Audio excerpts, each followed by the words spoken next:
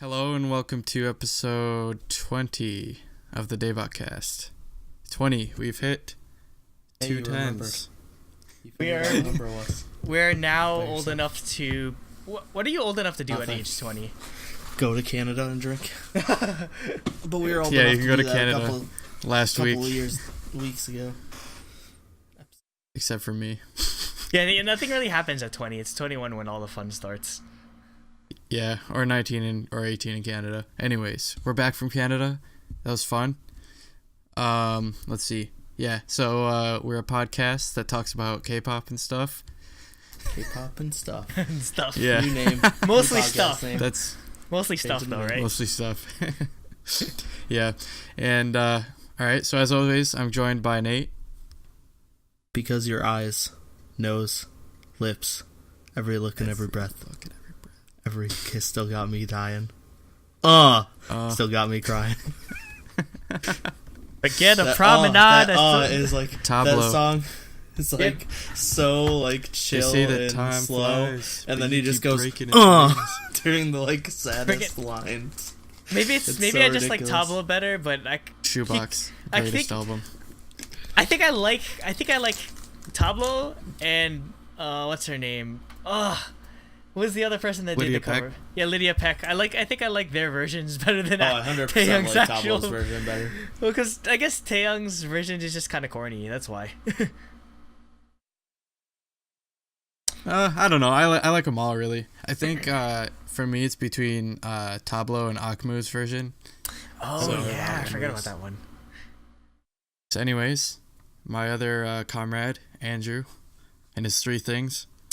Just first Which up on a sometimes is more serious than note, this morning we found out that Chris Cornell, the leader of Soundgarden and the supergroup Audio Slave, he died, age 55. He hung himself, unfortunately. So, yeah, I mean, I wasn't too big of a Soundgarden fan because I only really found like grunge kind of music when I started playing Rock Band or whatever. But if I have to say, like, Chris Cornell probably is the most defining voice when it comes to grunge, even more than like I'd say Kurt Cobain. So like this is a pretty huge loss when it comes to like music in general. He just like Chris Cornell has that like unique, like really like deep raspy voice that just works so well with the music, and it's sad to see him, you know, pass away so young, and it sucks that it's a the coroner apparently they came to the conclusion that it was a suicide, and he struggled with like drugs and depression and that sort of thing. So Depression and whatnot. yeah, so I mean, yeah, it sucks definitely, and I'm all the best to, you know, his family definitely, and because it's a sad loss when it comes to music. On less serious notes, the Celtics, for the first time ever, or like in the modern era, they have the number 1 overall draft pick, because which is amazing, and they made it to the Eastern Conference Finals, which is like the one before the actual NBA Finals, but they have to play LeBron, and they got like murdered last night. So by the time this episode airs, Did they play him last night? Yeah, like they at one point they were up by like 30 points with like 15 minutes to go or something, or like a lot of time to go or whatever, but yeah, by the time this airs, we might be over and done for. But I'm happy with where we've gotten in this so far. And it's freaking hot in New York City. Like, it hit 91 today. Like, it was... You know what's funny? Here. You know what's really funny?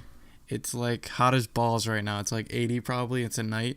But like 3 hours ago, it was hailing like the size of marbles outside. It was crazy. Which makes no sense. Like, where did they... That can't be like lake effect nonsense, can it? Or... I have no idea. I don't think so, because we're like an hour away from the How lake. can... Wait. Hour south away How from can it... How is it actually possible for it to hail at 80 degrees? Like, if you think about it, like, scientifically, that shit should be like water. Like, what is that like? I mean, it was cold then. It hailed for like 10 minutes, and then it started raining really, really hard for like a half hour, and then it's been clear the rest of the day. That's like that sounds like something out of like the Bible or whatever. You know, like when you get like cricket storms or whatever. You get, like, Let there be rain. Or like they like you have to like kill a lamb and mark blood, like the blood over the entrance of your doorway, so they don't take your firstborn or something, like the apocalypse or whatever. But that's weird. God. Yeah, I took a video, so I might post that on Twitter and be like, what the heck? So anyways, yeah, I guess we can go right into the first topic, which as usual is an album review for Twice's Signal. Yep. So yeah, first song, Signal, title track. You probably heard it because it's Twice, and everyone listens to Twice stuff. Yeah, but it's pretty much like. But it's very polarizing. Yep, very polarizing. I loved it actually. I like it a lot. I didn't. It's been growing on me even. Like I liked it on first listen, and it's been growing on me. So it's so that's for a good sign me. For me. I only listened to it until today. I had only listened to it when it came out. Like I hadn't re-listened to it, so I was like, I guess that's a bad sign. Like I liked it, but it wasn't something that was catching me and like wanting me to listen, making me want to listen to it over and over again. But when I listened to it today, I was just like, yeah, this is really good, and I listened to it like 3 more times. So I'm probably the most lukewarm on this song, to be completely honest. Like I think it's pretty much consensus between the three of us that this is probably their weakest single. Like, I don't know. Because I think it's even the weakest. I like it more than Cheer Up. I think. I was gonna say Really? Cheer Up. Really? It's just funny. Same like Cheer Up is their most popular song, but it's my least favorite, and I think I like this more than Cheer Up too. Wow. Okay. Because I'd put Cheer Up, Knock Knock, like all of their other songs over this. I know. I guess it's just. Yeah, actually, I think Knock Knock's the weakest for me. Really? I think like my hierarchy would be TT. Like easy. Signal, Yeah. Cheer Up, then Knock Knock. Really? Yeah. So Signal's in the middle for me. I think it for me is TT, like probably Knock Knock, then Signal, then Cheer Up. Yeah, but I guess for me it's just like, don't get me wrong, I love Dubu and Chaeyoung, but like the cutesy talk rap part, like Signal, it's kind of grating. It's really grating on the ears. I don't know. I like it. Like I think it's catchy. there was I don't know. It's just catchy for me. Yeah. Or Yeah. it's just- Like, it's stuck in it my kind of head. It doesn't. I guess it's catchy in the wrong way where it's Also, that's Momo and Mina. no Chaeyoung. the second time or at least for the second time it was Chaeyoung and First time it's Mina and Momo. you At sure? the beginning of the song. Oh yeah, well, I guess they did. 100% sure. But yeah, every time it came up, it just kind of was just Yeah, you know, Mina going like. Yeah. yeah. And But hypnotizing yourself. yeah, it just was fairly annoying, or like it just kind of broke up how the song felt. Like it was to the point where somebody made a really cool like rearranged version and uploaded it on SoundCloud that sort of only had that part at the beginning, and it kind of, I don't know if you had a chance to listen to it, but I'll post a link in the description for that. But it I'll made have to listen to it. it made the song sound better, or like the flow of the song seemed much better without the repetitive nature of the sort of cutesy talk rap sort of thing. Yeah. For me, the arrangement, what it reminds me of is like I Got a Boy, Red Light, 100%. and Wolf. How it feels kind of blunt at first, but after you listen to it a few times, it sort of settles in. I guess the way it's supposed to go. It's non-traditional, which is why I like it. It's not the same like song structure that every pop song has. Yeah, but I guess the thing what bothers me the most is just like the vocals or like the intonation of their voice is just really whiny. Like that's what I don't like. I guess it's trying to be cute, but it kind of comes off as just like whiny a bit to me. The chorus itself I don't mind. Like that's typical. It's a typical Twice chorus where it just incredible. Like you often hear the term thrown around earworm, where it's supposed to be like it's supposed to just like dig itself into your like head and you can't get it out of your head, that sort of thing. So yeah, the chorus itself is fine, and again I appreciate that they JYP decided to mix up the like vocal arrangement, or in this time usually Sana or Tuyu do the pre-chorus where and then it's just Jihyo and Nayeon doing the chorus. This time it's flipped around, so that I appreciate. Yeah, like every Twice single up to now is like basically the same exact formula. Yeah, where everyone gets the same because sort of lines. Black Eyed Peas song is the guy who did them before, right? Yeah, or he did most of their good songs, quote unquote, or like their famous songs. So like TT and Cheer Up. Yeah, so he did. He found what works and like stuck with the formula. Yeah. And JYP kind of just shook it up, I guess. Because what he does is he lets everybody sing the whole song, and then he decides like who gets what afterwards. But I also, another thing I appreciate is that Jungyeon got more lines. Like she got entire lines in both verses, because she usually only gets like one line. Like in TT, she only has like one line or so. So that I appreciate. Yeah. But I guess the choreo, on top of that, the choreo is kind of disappointing. Like really, I love the choreo. Like I love the cheaty. I mean, yeah, I know. Yeah, maybe I'm expecting too much from Twice, but in terms of choreography, but I hope to God Leah Kim didn't do this, because it was incredibly disappointing. Like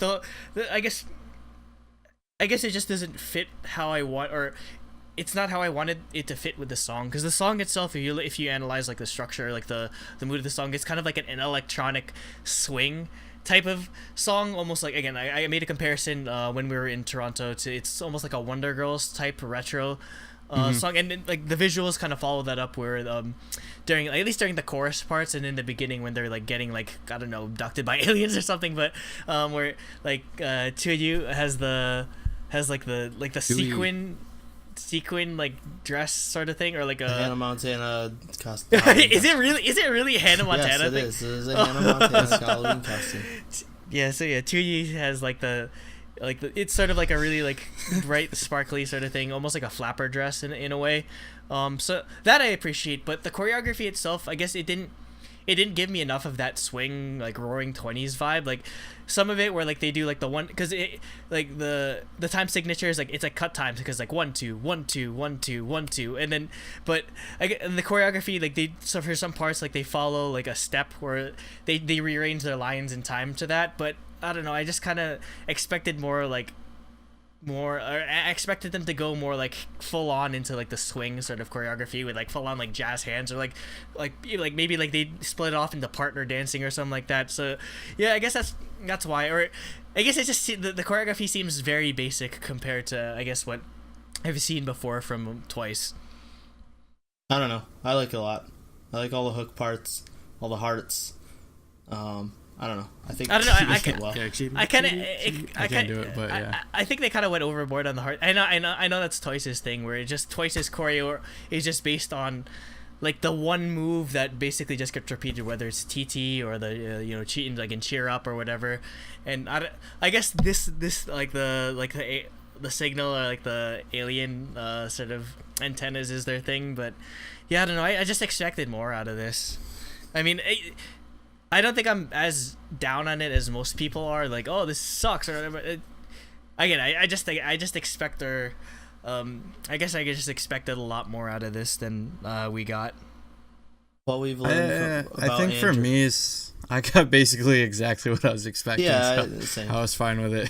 What we learn about Andrew is he overhypes stuff way too much. You don't like Minzy's single comeback. I mean, this wasn't. I wasn't like me. Lower your expectations. Like me with the K.A.R.D reveals. I guess I don't think I was overhyping this, because I only saw teasers and I only saw teaser images and I didn't listen to the teaser. It's just that I guess Twice, at least with the previous singles, like even with Knock Knock, I mean, like there's just been a certain level of polish to Twice singles, dating back to like 2015. And I guess, yeah, it's just, I don't know, maybe just, and I definitely expect, or with JYP like doing the production of the song, and I definitely expected more out of it. I mean, if he can make like a really like hyped EDM banger type song with like freaking very, very, very, but yeah, I guess this is just disappointing all around the board. I expected more out of the production from JYP, expected more out of the choreography, and expected more out of, I guess, just how Twice executed the song. Like, maybe the music video turned me off initially, because I don't know, I guess it's just a really weird, and they kind of half-assed. For me, the music video is 100% the worst part of the song. Because they barely show the choreography, which I like the choreography. And they barely show the superpowers. They were like pushing like the really crappy like superpowers where Momo is kind of like the freaking like the really she's like the Mr. Krabs meme where somebody just took a blur effect in Photoshop to Momo's picture while she's running, or just like the really crappy Sonic memes. But yeah, they didn't really go into depth in the sort of like superpower theme that they were going for. And God, the thing at the end where they're just twice as aliens, it's just like you said, Nate, it's just nightmare fuel. That's horrifying. Yeah, this is just a really weird sort of thing. But I don't know. I guess like I think I think for the next song, who knows when their next Korean single is going to be? Because remember, they just came back from tour. They're going to they're going to get shipped off to Japan soon because they're going to do Japanese promotions. They come to K.A.R.D in about a month, and then who knows when their next comeback's going to be? Probably like October-ish. I bet it'll be in like 5 or 6 months probably. Yeah, and I mean 3 like or 4. I guess the thing is, lucky. Again, I appreciate that JYP tried to do something different, but I guess it's still sort of, I still get sort of like the same through line in a lot of their songs, and I guess the reason why it's sort of like not being perceived as well is I guess a lot of people it just seems like it's kind of getting old, or it just like, I don't know, it's just like it doesn't seem like a progression, or I feel like Twice needs to, I guess their sound needs to evolve, and I guess this is a step in the right direction, but I guess it's just swing and a miss for me. Yeah, I don't know. Like I said, I think what this ultimately reminds me of is like FX's Red Light, where it doesn't make any sense at first, but it sort of grows. I don't know, to make sense once you listen to it and you know what's coming. Yeah, well, the only time I've absolutely hated a song when I heard it and then liked it afterwards was EXO's Wolf. But yeah. I mean, I didn't like Wolf either. Yeah, I know what you mean. I didn't like Wolf in the beginning either, but again, that's sort of... Actually, no, even today, I'm still kind of lukewarm on Wolf. But anyway, that's beside the point. Next song. Moving on. Next song is 3 Times a Day. Speaking of different... It's like a chill electronic song. It's like... Really good singing. I'd never expect JYP or Twice to get a reggae song. What? Yeah. It was good. I liked it. It's like classic reggae too, like the dun, dun, dun, dun. Yeah, it's like very traditional background. Yeah, it's like very traditional reggae, and like it kind of has a bit of future bass in it. Like they're like the. I was gonna say it's like an electronic song later on. Like you has hear reggae parts, but like you hear like the vocal samplings or like during the chorus. Yep.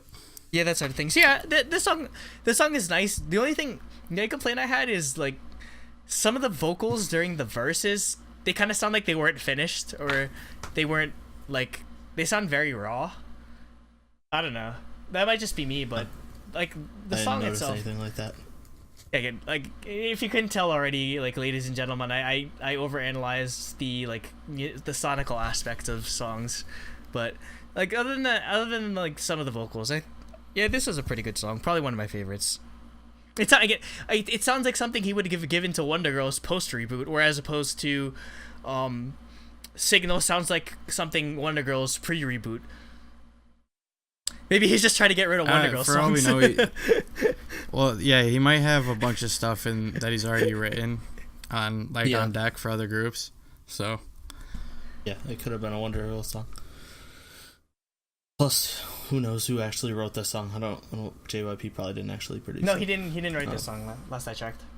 The next song is Only You, which is like an upbeat EDM that just gets rocking right out the gate. It is written by Yenny under the name Hot Felt.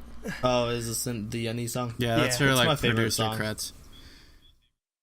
And also, you get, I don't know if you noticed, but does it kind of remind you of an Oh My Girl song? Like, cause I'd have to listen to it again. I could see it. I could see them doing a song like this. It's the same it's the same producer as like all of Oh My Girl's like main singles. So yeah, especially with the group vocals on this song. Like like on and on and on. That's it's very like where it's just like really cheerful group vocals is almost like Oh My Girl's type of signature thing. So I obviously like this song because I love Oh My Girl, but it seems like a really good song that they could use at a live concert. It kind of seems like a good goodbye song that you'd play before your encore. So yeah. And yeah, I could see him. They'd be just like yeah, you just wave in like the light stick sort of thing. Yeah, that's a sort of vibe I get from this song. Yeah, it's like it's very Twice. It's very cutesy, and like again, it definitely like the Oh My Girl type of group vocals adds to that. I don't know if you hear it in the chorus. There's like a tiny bit of saxophone, which I like because I don't think I've ever heard saxophone in a Twice song before.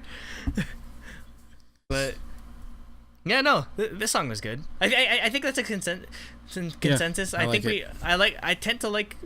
I think I'm starting to like more of the album tracks as opposed to like Signal.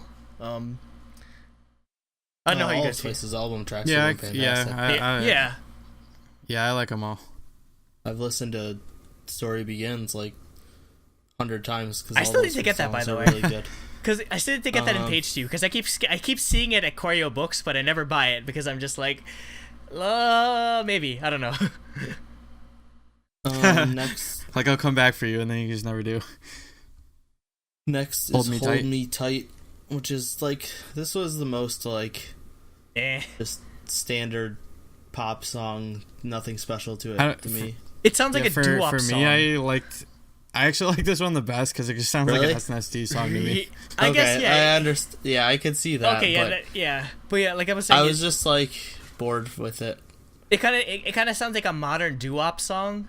Like it gives that sort of vibe, and I mean, I appreciate that Jungyeon has a lot of vocals, but wow, like the chorus is just kind of really, her vocals are really raw, like it's like she's like hold me or like tight. It's like that was definitely on purpose, but it was super. It kind of sounds like she's yelling almost. They like cut it out and brought it back a couple times. So that definitely was on purpose. Like I don't know if I like that. Or it's just like. But I didn't either. But I don't think that was her vocals. I think that was the production. Yeah, of the song. Yeah. Well, I guess possible edit that I would do is.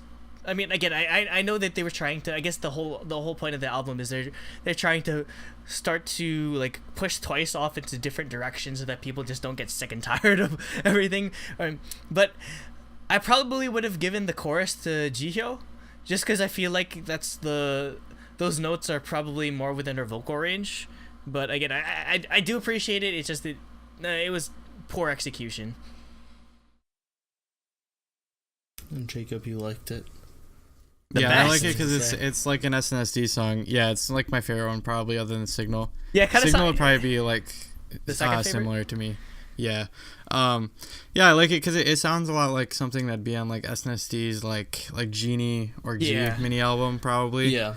So because like in those eras. Yeah, because they had those kind of had like retro vibes a bit too. So yeah, or like an O album track, something like that. Yeah. Yeah. So yeah, I could see that. Next is Eyes, Eyes, Eyes, which is another like weirdly structured song. But I thought it was sketchy. I liked it. This is actually written by Jihyo and Chaeyoung. This is the first time they've ever like gotten to submit anything. So yeah, that's pretty cool. Yeah, I like the song. I didn't realize they wrote that. That's cool. I think between Hold Me Tight and Eyes, Eyes, Eyes, I think I of like the retro style song, like 50s type songs, I think I prefer this one better. Like the chorus is just really catchy. Like eyes, eyes, eyes, and then yeah. Like it's it's really catchy. So dude, they totally could have done a music video for this one. Actually, yeah, definitely. And again, maybe this is just like my preference to Oh My Girl, but again, it kind of sounds like another Oh My Girl type song too. So just like really retro, like something off of Coloring Book, where it's just a retro feel with a really upbeat sort of thing. And they like their tambourine, just like the freaking like almost the entire verse is just tambourine. So yeah, it's like me and Noribang. We'll get to that. We'll get to that later. For like one song. No, I did too, but it was funny. Did you too? Okay. And last is Someone Like Me, the token ballad. But it's probably my second favorite. I really like this it. This is my I like this one too. This is my favorite song, though it was kind of mired in controversy because I linked it in the chat, but yeah, I've heard that song on the radio. Everyone's accusing it of that it bit the chord progression of Starving by Haley Steinfeld, Gray, and Zed. Like, it's I can see, like, it's in the same key. It's in the same key as that song, but like I feel like there's only so many chord progressions that you can make before like everything starts. Like, I can name 100,000. The main part is the. Yeah, like where it's just basically like finger picking like the individual notes of a chord. But I mean, there's 100,000 like acoustic songs that do the same sort of like style. So I mean, it's not really original. Like you can go back. I think it's because that song was just recently popular. Yeah, I mean, like it's not like there wasn't any like actual like accusations or like lawsuits about it. It's just like stupid like people on Twitter that are just like, oh, they bit off Haley Steinfeld. Well, everybody wants to hate. Everyone wants to hate on Twice. So yeah, that's true. I mean, it's probably just like thrice. It's probably just like thrice like fuel or whatever. But I mean, yeah, I can see where they're coming from. But again, just like acoustic electric songs like this have been around since like the 70s, and I mean, like Tom Petty does a lot of this sort of stuff too. So like one person compared like it's the same chord progression as like Free Fallin' or whatever. So I mean, like, and it just like something I'm free falling. But no, another comparison I could make just personally, which is why I like the song. It sounds like "Love Yourself" by Justin Bieber, which was written by Ed Sheeran. Like, yeah, that too, actually. It's in the same key as well. So I didn't know he wrote that song. That's cool. Yeah, it was nominated for a Grammy too, which is insane. Like, that's probably one of my favorite Justin Bieber songs because it's like, I guess that's his sort of forte. But yeah, no, I guess that I get the same sort of vibe. From I know a Korean version of that song online. Oh, okay.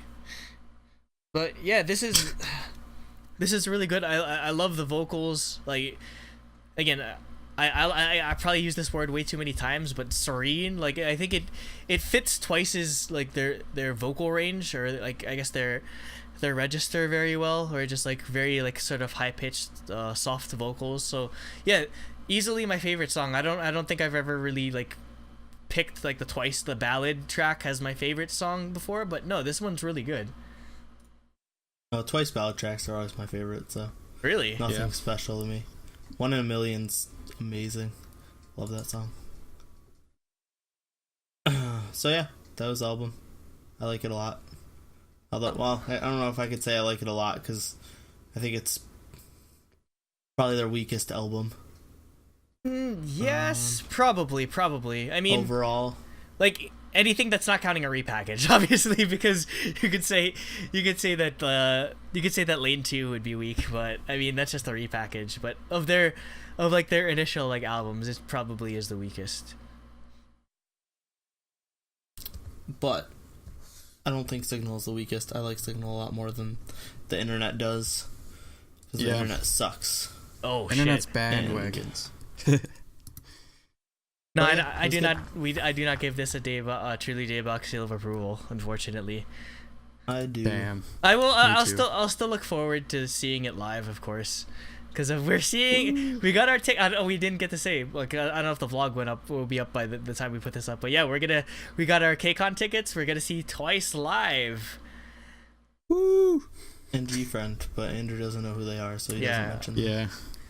The one of them, all I know is that Juju has like a Canadian head or something, or her head's doing something different than her body. I think that's still my favorite, even more than freaking like Block B and Jimmy Neutron from my topic last week. God. Anyway. Yeah. All right. So I guess with that we can go on to topic 2, which is the K.A.R.D concert. So, yes. K.A.R.D. So I guess in case you didn't know, last week we saw K.A.R.D live, in No big Toronto. deal. No big deal. No big deal. No big deal. Yeah, we saw K.A.R.D. We were like 30 feet away from them. Ju said hi to me. No big deal. Yet. Also, why did so many people say debuted? That bothered me. Yeah, it's just so many debuted. people during that said the MC said it. They haven't even debuted yet. Yeah.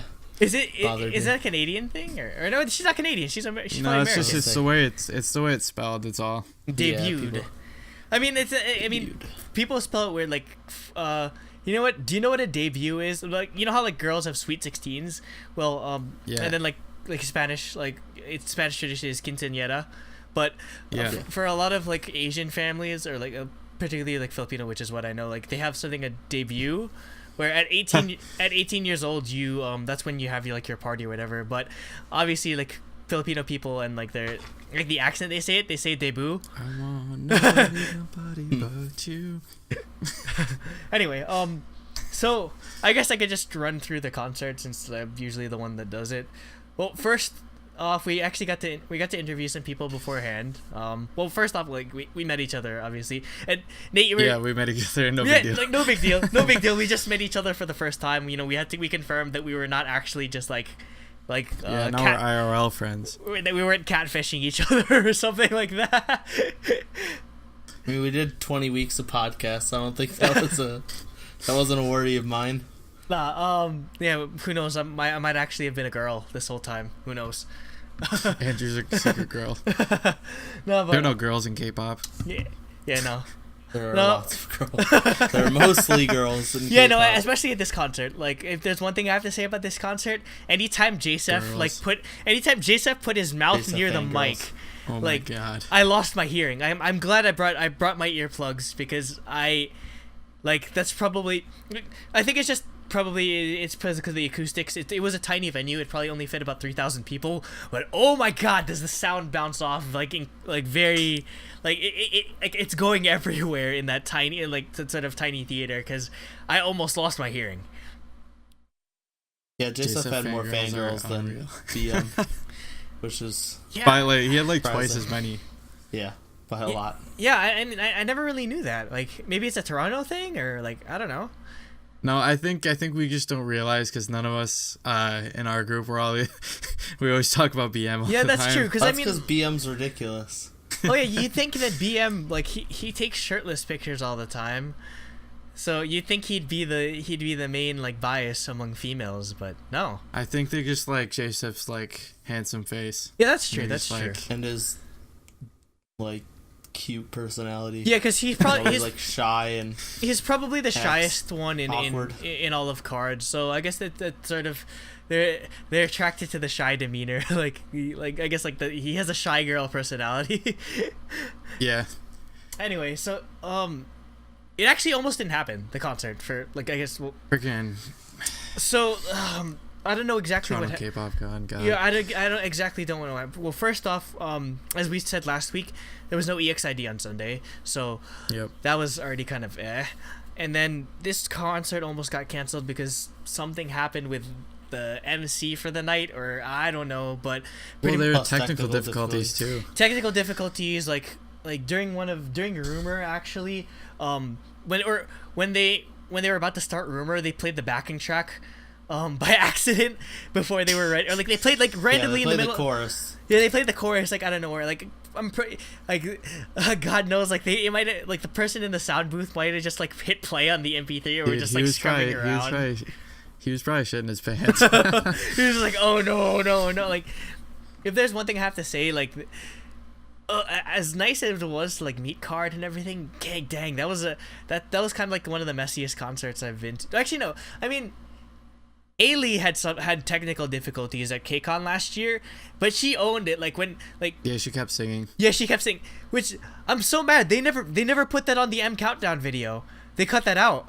Well, of course not. I've seen it online. Yeah, but no, I saw it live and that was amazing. But something similar happened too, where basically they started playing it by accident, and then they cut it out. But then literally everyone in the crowd just started singing the chorus. It was so loud, and you saw they were everyone's like, yeah, it's cool. You saw pretty much everyone was doing it a cappella, like and you saw how happy they were when they started doing and everyone started singing it. But yeah, there were a bunch of technical difficulties. One of the speakers blew out, which ended up being good because like you got really good audio. Yeah, because I got really good audio on. I didn't videos, for whatever reason. Like pretty much like throughout Don't Recall, it was just like like you couldn't even hear a thing. I mean, even during Don't Recall, my audio is still pretty good though. Like you hear a little bit of it blowing out like slightly, but still pretty good. Peaks a little bit. I guess, but just ultimately, shout outs to their manager CJ. I believe she was the one that did the Reddit post about like the N word sort of situation. She must have been. CJ was like tour manager. Well, no, she did the AMA before that. Oh yeah, that too. She did the AMA. She posted directly to our K-pop when somebody was trying to say that what was it? That was for Bitch Better Have My Money, right? That was J-Sef and Jiwoo. So there was a tiny controversy about did they say the N-word in the song or not? But like no, she played the actual recording too. Yeah, so now we get a studio version of it. Yeah, for free. Yeah. Anyway, but yeah, see, and when I believe my guess is they fired whoever the MC was, or the MC didn't show up or just like quit the tour in the middle of the week before the concert, and they were about to cancel it. I'm thinking what it is that they had technical difficulties, so they told him to go home, and then K.A.R.D was like, "Yo, what the hell? We're still in this." Yeah, maybe, but then CJ, she stepped up. Shout outs to her. Like she thought she did an amazing job. Obviously, like she. Her translations were on point and everything, and she did a good job of like hyping up the crowd. She wasn't too intrusive or whatever. So yeah, I hopefully she continues to be their manager here in the West Coast, or in like the West, because I mean, other than Toronto K-pop Con, everything seemed to like go fine throughout the other like sort of tours. I mean, Cooper didn't really say anything that was wrong or whatever during his concerts. So I mean, yeah, it seems like Subculture did a good job. Yeah, Subculture usually does a good job. I've been to a bunch of events that are run by Subculture. So yeah. Anyway, they started off with Don't Recall, the Korean version. Yep. I mean that was pretty hype to see. It was great. Yeah, that was amazing to see. Then like I said. Afterwards, they did Rumor. I guess I just have to say this now. Someone bias-wrecked me, and I think I've made the switch completely. I think I've made the switch entirely. I'm sorry, Jiwoo. I'm sorry. Andrew's just full of disappointment this episode. Oh, I'm sorry, but doesn't like Twice. Switches bias. Don't get me wrong. I love Jiwoo. I love There's a gratuitous amount of leg every time she performs, which I appreciate. Not enough Zeta Ryoiki though, because she's usually wearing like pumps, so she doesn't really wear like socks or whatever, because that look weird. But no, like Somin with the backless dress just ruined me entirely. And I guess just skipping forward. Just like Ba is life, Somin is life. Yep. Yeah, and then after. Yeah, but afterwards they took crowd questions, and I say crowd questions in quotes because they asked like they asked them most generic questions. The most generic questions. They took the generic questions. They didn't take the like. They didn't take my question. My question is my question, because you were too busy interviewing some random. Hey, that has a lot of subs. I'm the one I'm the interviewer when it comes to like the friggin' vlogs. But or whatever.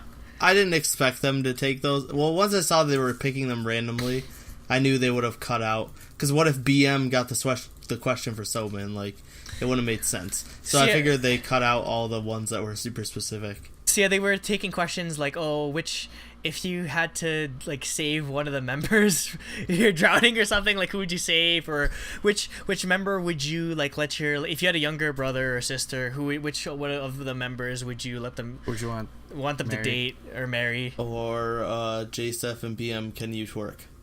Yeah, or that was question number one. Or like having them or if you would if you were like one of the if the guy was the girl member, the girl was the guy members, like who would you be, or that sort of thing. So yeah, just like fairly standard like funny questions. And I mean, obviously friggin' BM and JSF twerking was amazing. Like again, I don't know why they don't. It's an underutilized talent. Like it's right there. You know, do you know how many more views they'll get if BM and JSF start twerking in the middle of a song? Like they're leaving money on the table. I don't think they would be happy with that. Yeah, JSF definitely wouldn't. BM probably would. Yeah, no, oh yeah, BM is just. BM's American. He just likes being on stage and on camera, and that's it. He has a very lively personality. So obviously he's gonna enjoy twerking. What did they do after that? After that they did the. Then they did the covers. Yeah, they did the covers. Yeah, so, they did Bitch Better Have My Money. They had the Bitch Better Have My Money, which was pretty good. But I think I preferred Soman and BM's version, their rendition of The Way better. Mostly because I like that song, or that's probably one of my favorite Ariana Grande songs because it has Mac Miller in it. But yeah, no, that was pretty good. That's probably Ariana Grande is probably the perfect like comparison I can make to Soman. Like they're similar vocal ranges too, and did she say that Ariana was her favorite in that Noisy interview, or was that Jiwoo? Her and Tinashe. Yeah, I could see they have very similar vocal ranges, so I'd love to see them do a collaboration with Tinashe. Imagine. Oh, like J-Hope is apparently. Yeah. No, that's like a real thing that's happening apparently. Yeah. Or didn't she misspell? Didn't Tinashe misspell like Taeyeon or something? Taeyeon? She made a tweet about Taeyeon or something, or she was listening to Taeyeon's My Voice or whatever, and I think she misspelled because I saw it in a meme. That was somebody else. Who was that? I don't know what their name is. Because I saw it in a meme where like literally like 4 people spelled Taeyeon like 4 different ways. It's like the DJ that did the See You Again that released it. Yeah, he spelled it like oh my god. Teyeon. So like Tian. But anyway, But I think I was more partial to The Way because I like that song. And after that, I believe was the Games. I think they did the cover first. No, they did. They I Won't Stop by Zam. Yeah, they did. They played like the video of showing them practicing and everything. They practiced till like 5 a.m., which is insane. And I'm sure that's a normal. I mean that's just normal when they for ended. K-pop. Yeah, that's when they ended. And God, yeah, like. They're probably not morning people at all because they have to practice so late into the night. But yeah, so they did a cover. They did a cover of what is it, like I Won't Stop or I Can't Stop. Yep. It's one of those. BM said it's really hard to translate. I Won't Stop. Probably. So yeah. It was Zam is like a really old DSP group. They're one of the first co-ed groups 90s. In K-pop. Or like the DSP K.A.R.D. Are they like the HOT or SES of DSP, or just like really old? No, 90s? Finkel was. No, that'd be Finkel. Yeah, Finkel was 100%. Okay, but yeah, Finkel and Sex Keys. Sex Keys. But yeah, this song is nice. Or they obviously did like the K.A.R.D version of it, as they said. So it was almost feature. It's gonna be on the album. Yeah, it's gonna be on the album. It's gonna be on their first like full album or mini album rather. I think it's just gonna be a mini album. I hope it's a full album, but it'll probably be it's mini, gonna be a 7 mini. They haven't actually stated. Yeah, but I mean, yeah, it's cool. It's cool that they're really embracing the fact that they're saving DSP, like they're taking like the old library of songs and everything, and I love that it's a lot more electronic and like feature based than like the reggae songs that they usually do. So which I like, and I think it still fits K.A.R.D's I guess their mantra very well. It's more like towards the Onana on the spectrum rather than Don't Call It Rumor. Yeah, so. Definitely. Where Rumor is like 100% reggaeton. I wonder if we'll get a MV for it.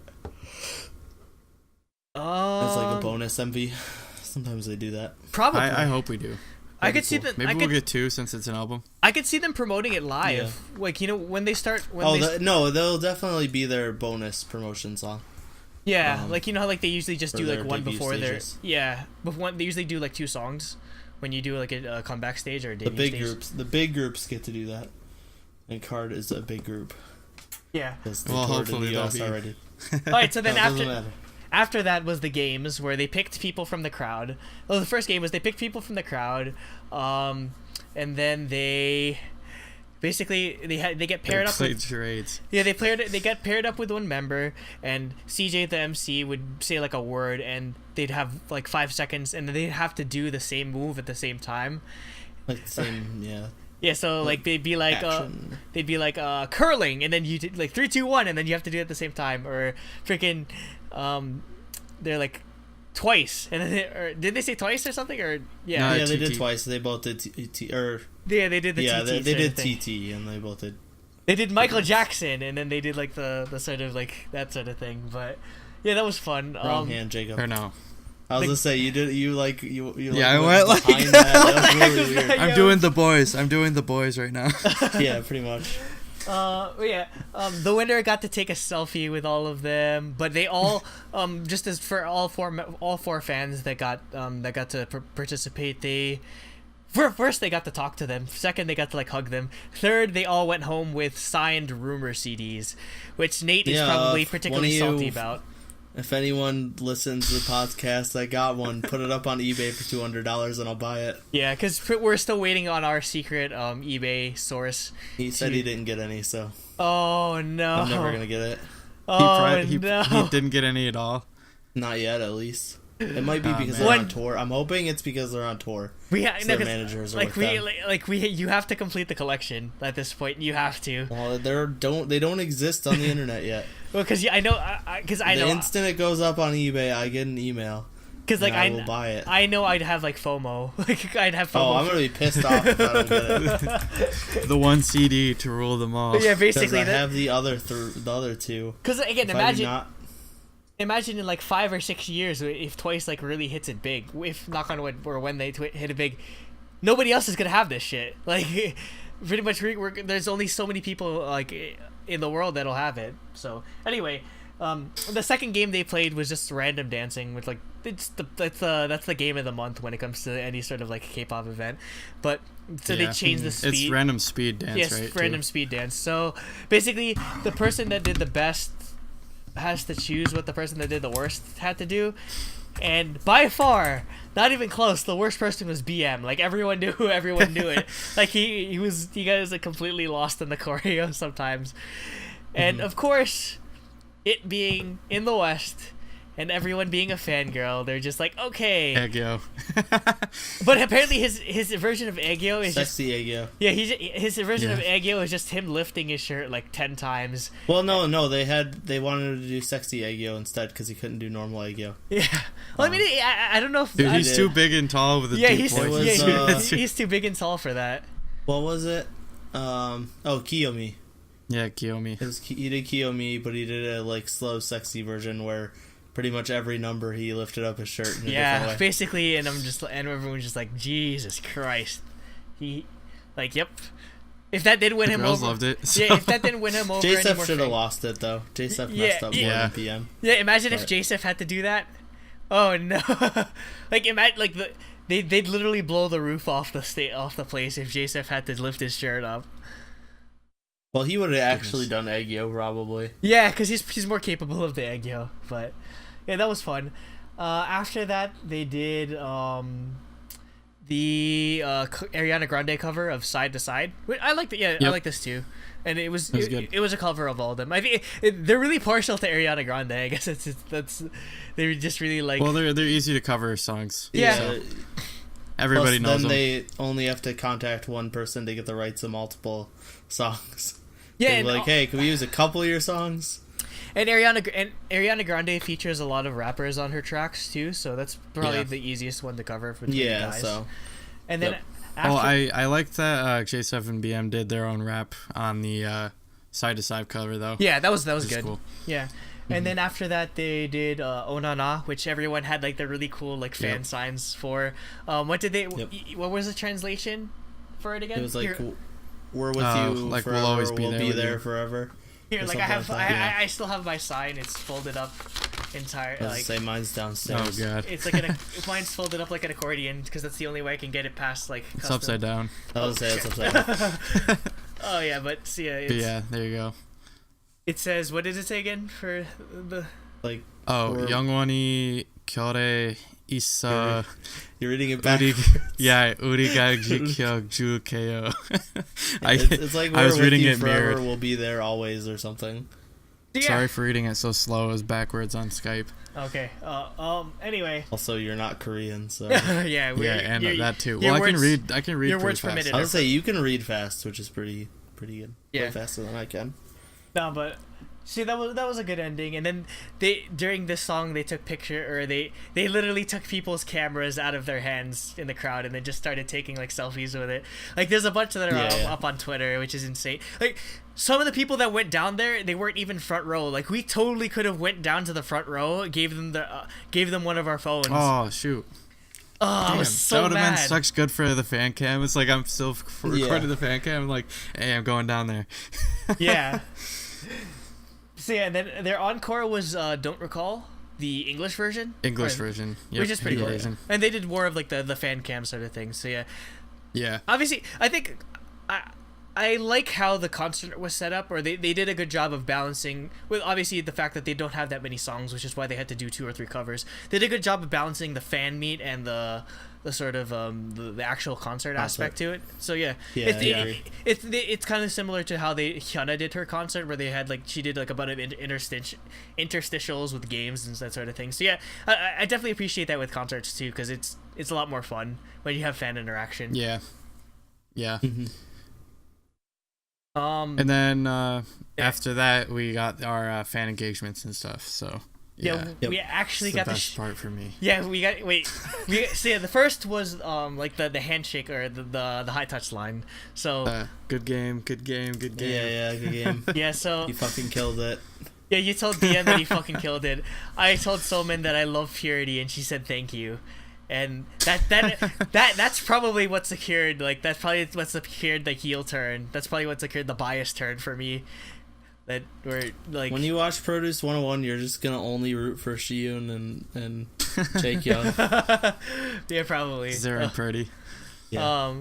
Anyway, so and then after that there was an actual part where we got to take a photo with them. I don't believe ours are up yet. But no, they're not. For whatever reason, not as of recording. Well, the agency has to look at all of them first and approve them. Yeah, make sure no one's like flipping off the camera or anything. Or just doing like bunny ears. Just like I'm sure that can get away with. But that'd be really funny though. But you said bunny ears, like... Jacob, you said Jiwoo said hi to you or whatever, right? Yeah. I walked up. Hi. She looked back when we were walking up. Me and Jacob. But I actually like made like eye contact with her, and she's like right here. She's like, because I was right behind her. And then oh my god. And then for me, for me, after we took the photo, I asked him, I was like, yo, you guys should come to New York soon, alright? He's like, for sure. Like the most West Coast like Asian boy response I've ever heard in my entire life. Like he's very much a Cali boy. Yep. And then we went back, and then I tried to watch my fan cams until my phone died because I lost my cord at the concert. Yeah, you left your charging cable, and then we had to buy one in a random ass 7-Eleven. Yep. But I mean, that was definitely a fun concert. I don't know if I could put it as one. Obviously, Jacob, that was your first concert, period. So that's your best concert. It's literally, it's a fact that was the best concert I've ever seen. I don't know if I could say it's the best concert I've ever seen, because I mean, like even GOT7 I liked GOT7 a lot too. Like not being that big of a GOT7 fan, and obviously K.A.R.D was good. So I mean, I don't know if I could rank it above those experiences, but no, I appreciate that they went to the West even before they debuted, because they know where their bread and butter is. They know where they make most of their money. So I'm sure we'll see them again. I'm sure we'll see them again before, and maybe this is a bold prediction. I say we see them again before the end of the year. Before the end of the year, when the full album comes back, maybe in like maybe like December, January sort of territory. I think they'll come back like in 1 year. No, but I don't think they'll come back this year. No, I really think that they're gonna come back in support of the full album. I really think so. Yeah, I think they'll focus more on Korea so they can actually get big people there, to know who they are. Yeah. Yeah, exactly. Like going to they don't have time to tour while doing music shows and everything, And after doing music shows for 8 weeks straight, they need a break. Get burnt out. Yeah, that's true. But I mean, I was happy with the concert overall, and I'm glad that I'm pretty sure that they were the most sold out of between. Oh, they were. They probably were because more it was the B2B cheapest and one. XID combined. Yeah. No, I don't know about that. I think B2B sold out did pretty well. It No, did? they were okay, selling. I went last time I looked. Oh yeah, at it, they looked were like selling. only sold, like, They were half selling of it. card tickets at the door too. That's true. Like, none of them Oh. were sold out. But I mean, yeah, I'm just glad that we're not the only ones that love K.A.R.D. It's very clear that like they love them here. So Yep. please, like, I don't know, K.A.R.D's probably not watching this, Plus, but guys, K.A.R.D can't promote or can't come here later this year because they have to go to all the award shows and win all the rookie Oh, yeah, Mama. Yeah, you're right. Rookie of the Year. You're Mama right. We're gonna award. see them at Mama, and they're gonna sweep. Because We're gonna hire all the Filipinos to hit the polls. yeah, we're gonna hire all the Filipinos with their yeah, like. No, but it only works with F5ing phones. skills. Yeah, they're gonna they're like, if I've learned anything from American Idol is that the Filipinas they're very good at F5ing over and over again, or just spamming calls. So yeah, I'm just very happy with this concert. I hope we see them again. K.A.R.D, if you're watching, we love you guys. We have it. Hopefully we'll be like JRE one day and we'll get to interview you or do a collaboration with you guys. I love One you. day. All right. So on to the next topic, which is basically the same topic. Toronto K-pop Con. Or The and, next day. and like our Toronto K-pop Con, and like I guess our like vacation in Toronto, since that's that's Yeah. fun to pad the topic more. What was part 4 then? Produce. Oh, Brody's 101. Bros, yeah, Yeah, okay. we'll get Yeah. there. So if you want to see that, just skip to part 4. If you don't care about us, If you don't So- care about us having a good time in Canada Yes, Canada, land of maple syrup and free healthcare. and Tim Hortons, we ate at Tim Hortons We ate like there every twice. day. Like no, when I left. When I was at the airport when we were about to leave, I had Tim Hortons because I got ordered the same I did thing. too at the bus terminal, except I had it in America. I Which had it makes in no sense Buffalo. because I don't eat Tim Hortons when I'm like, there's a bunch of Tim Hortons here in America and I never eat there. I eat Tim Hortons like once a week. Really? Is Tim Hortons a big thing in Michigan or? But yeah, they're everywhere. We're basically Canada. Yeah, because There's one yeah, within walking distance if I wanted to. because I don't think I've never seen a Tim Hortons in New Jersey to be. But they're way bigger than the ones in Toronto because those were all in the city, so they all had tiny buildings. And the ones here in the suburbs have like way more options and are way bigger. Yeah. Anyway, Yeah, we have like one in like a half hour from where I live. We have Dunkin' Donuts. Where yeah, I but I live mean, mostly. like usually, I guess Tim Hortons is their Dunkin' Donuts essentially. So I mean, yeah, Tim Hortons. I love pushed Dunkin' Donuts. Dunkin' Donuts out of Michigan, pretty much. Which is Nobody went to Dunkin' Donuts after Tim Hortons showed up. which means I can't live in Michigan because I as a Boston fan.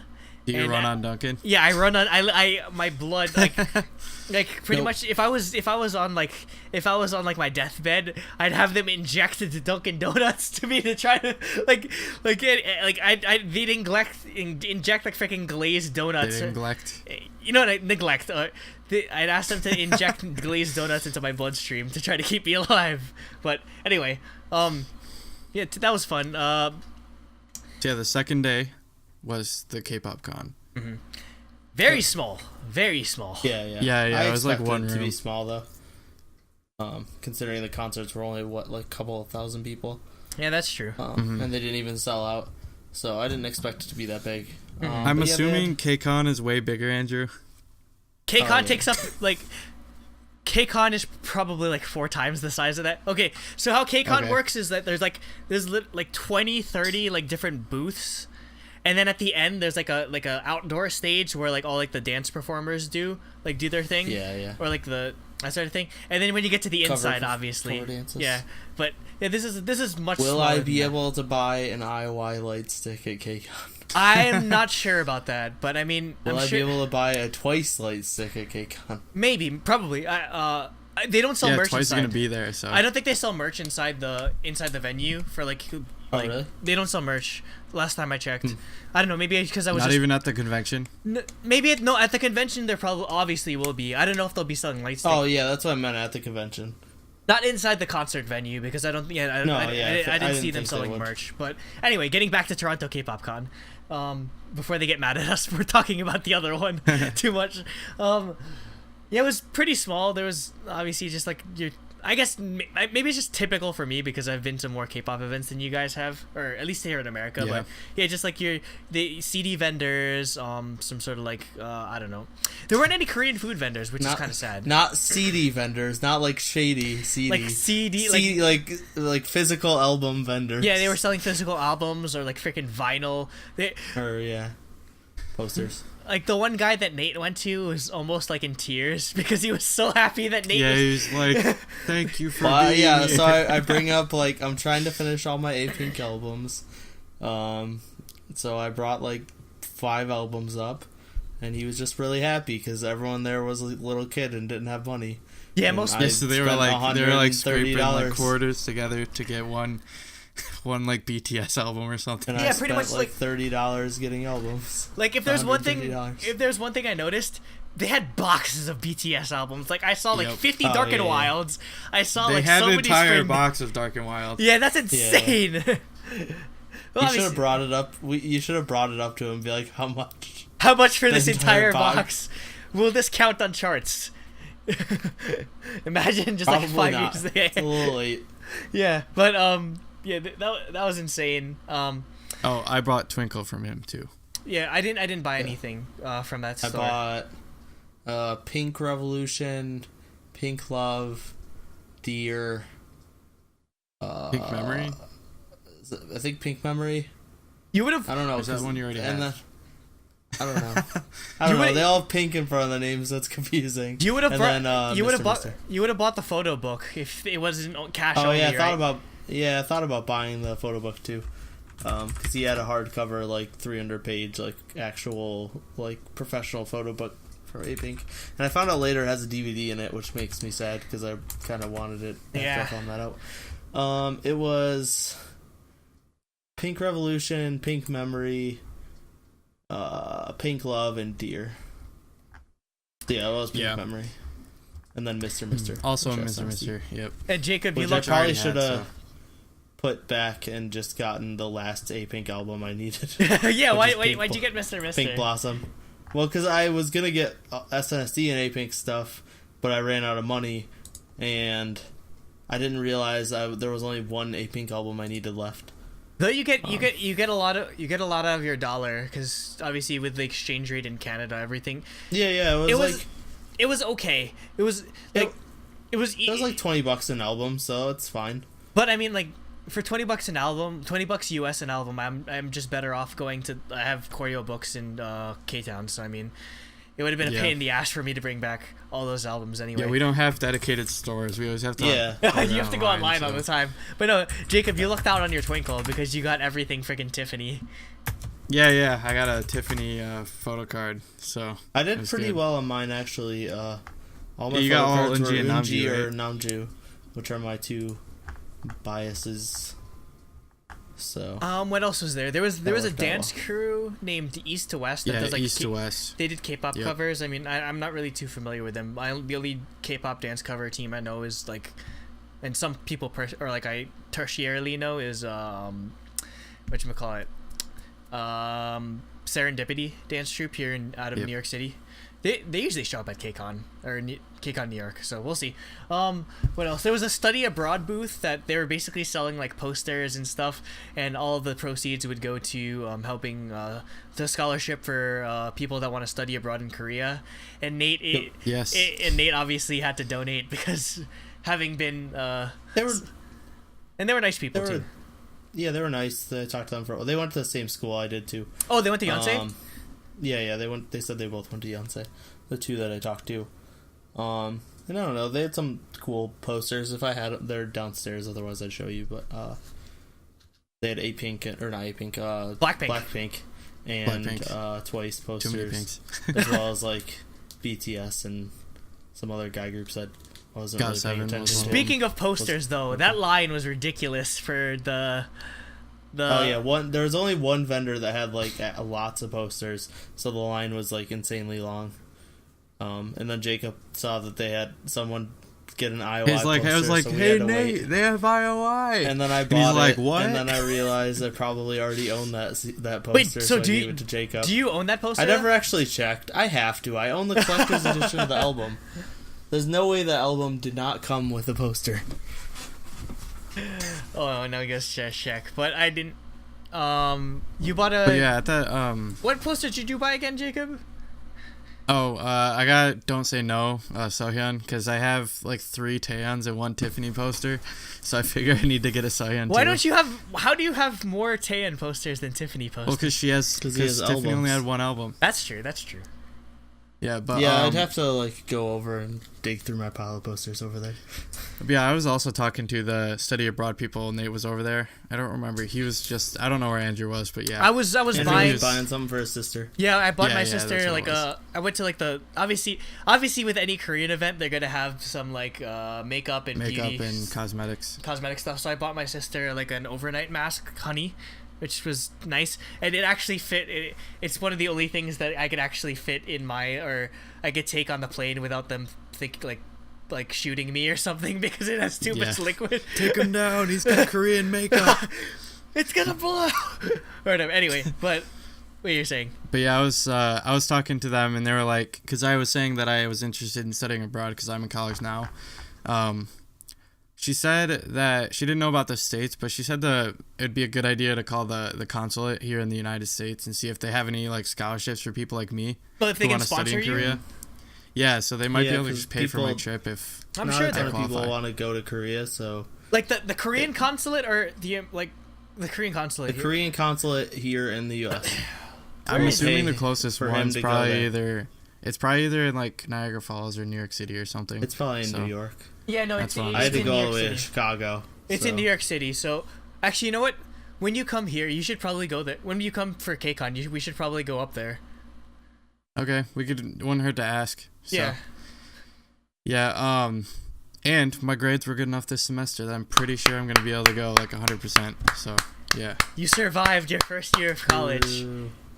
Yeah. Ooh, Well, yeah. first semester was really bad, and this semester was really good. So hopefully It it balances evened out out. the way I need. Yeah, definitely. Because I got all B's and A's this semester, but I got like all C's last semester. So yeah. What else did they have? Keep getting B's and A's. yeah, be good. just keep doing that. So yeah, they had a room dedicated to just like random games. So one of the games was like guess that MV, which The only we one missed. went to. The only one Yeah, we we went to missed was Guess That MV, we missed Guess That Idol, because they changed the schedule around on us. then But we did like Korean culture trivia. Yeah, these little girls ahead of us knew way more. 'Cause Well, they're yeah, they actually were definitely Korean. it surprised like this might be weird for you guys to hear, but it surprised me how many Koreans there were there. Like because Well, I think Toronto's a very heavily Korean city because whenever I saw any Asian people, they're either speaking Chinese or Korean. More often Korean, actually. yeah, which surprises me because again, New York City or New York, New Jersey has a huge Korean population, but whenever I go to K-pop events, it's not Koreans, or it's Yeah, Asian. well, there's just a lot more people there, though. I see more Filipinos than I do Koreans at actual like we actually got to It interview. could also be a difference in the different Korean populations, like difference between like West Coast Koreans versus East Coast Koreans. Because pretty much Toronto like, Koreans. the consensus I get is among like Koreans, like going to K-pop stuff is kind of like uncool. Like lame. Yeah, it's kind of lame. Oh well, no, like K-pop's like K-pop's really for lame. like it's like American pop here. Like older like for people kids don't almost. listen. Yeah, it's meant for like teenagers and preteens, like are what listen to American pop, and over there that's teenagers and preteens are what listen to K-pop. Yeah, So it's weird that the demographic is older here. But no, like that's why we got to interview a Korean, like a girl that's actually from Korea at the K.A.R.D concert, and I was just like, I don't know if you saw the expression on my face. I was just shocked because that's probably the first person I've ever gotten to talk to that's Korean. Like not counting like my friends that are Korean, like the first person I got to talk to at a concert that's actually Korean, and like Yeah. that's like an actual Korean person at a K-pop concert here in America, or here in America, is pretty much like that's a unicorn. Well, that was Canada, but I was gonna say you weren't in America. Yeah, but which means it's even more of a unicorn here, because I've been to so many here in America, and I still haven't seen a Korean person. But yeah, no, she was cool though, because I don't know if you guys heard, but she went to a bunch of concerts. Like she went to SM Town in Korea, like.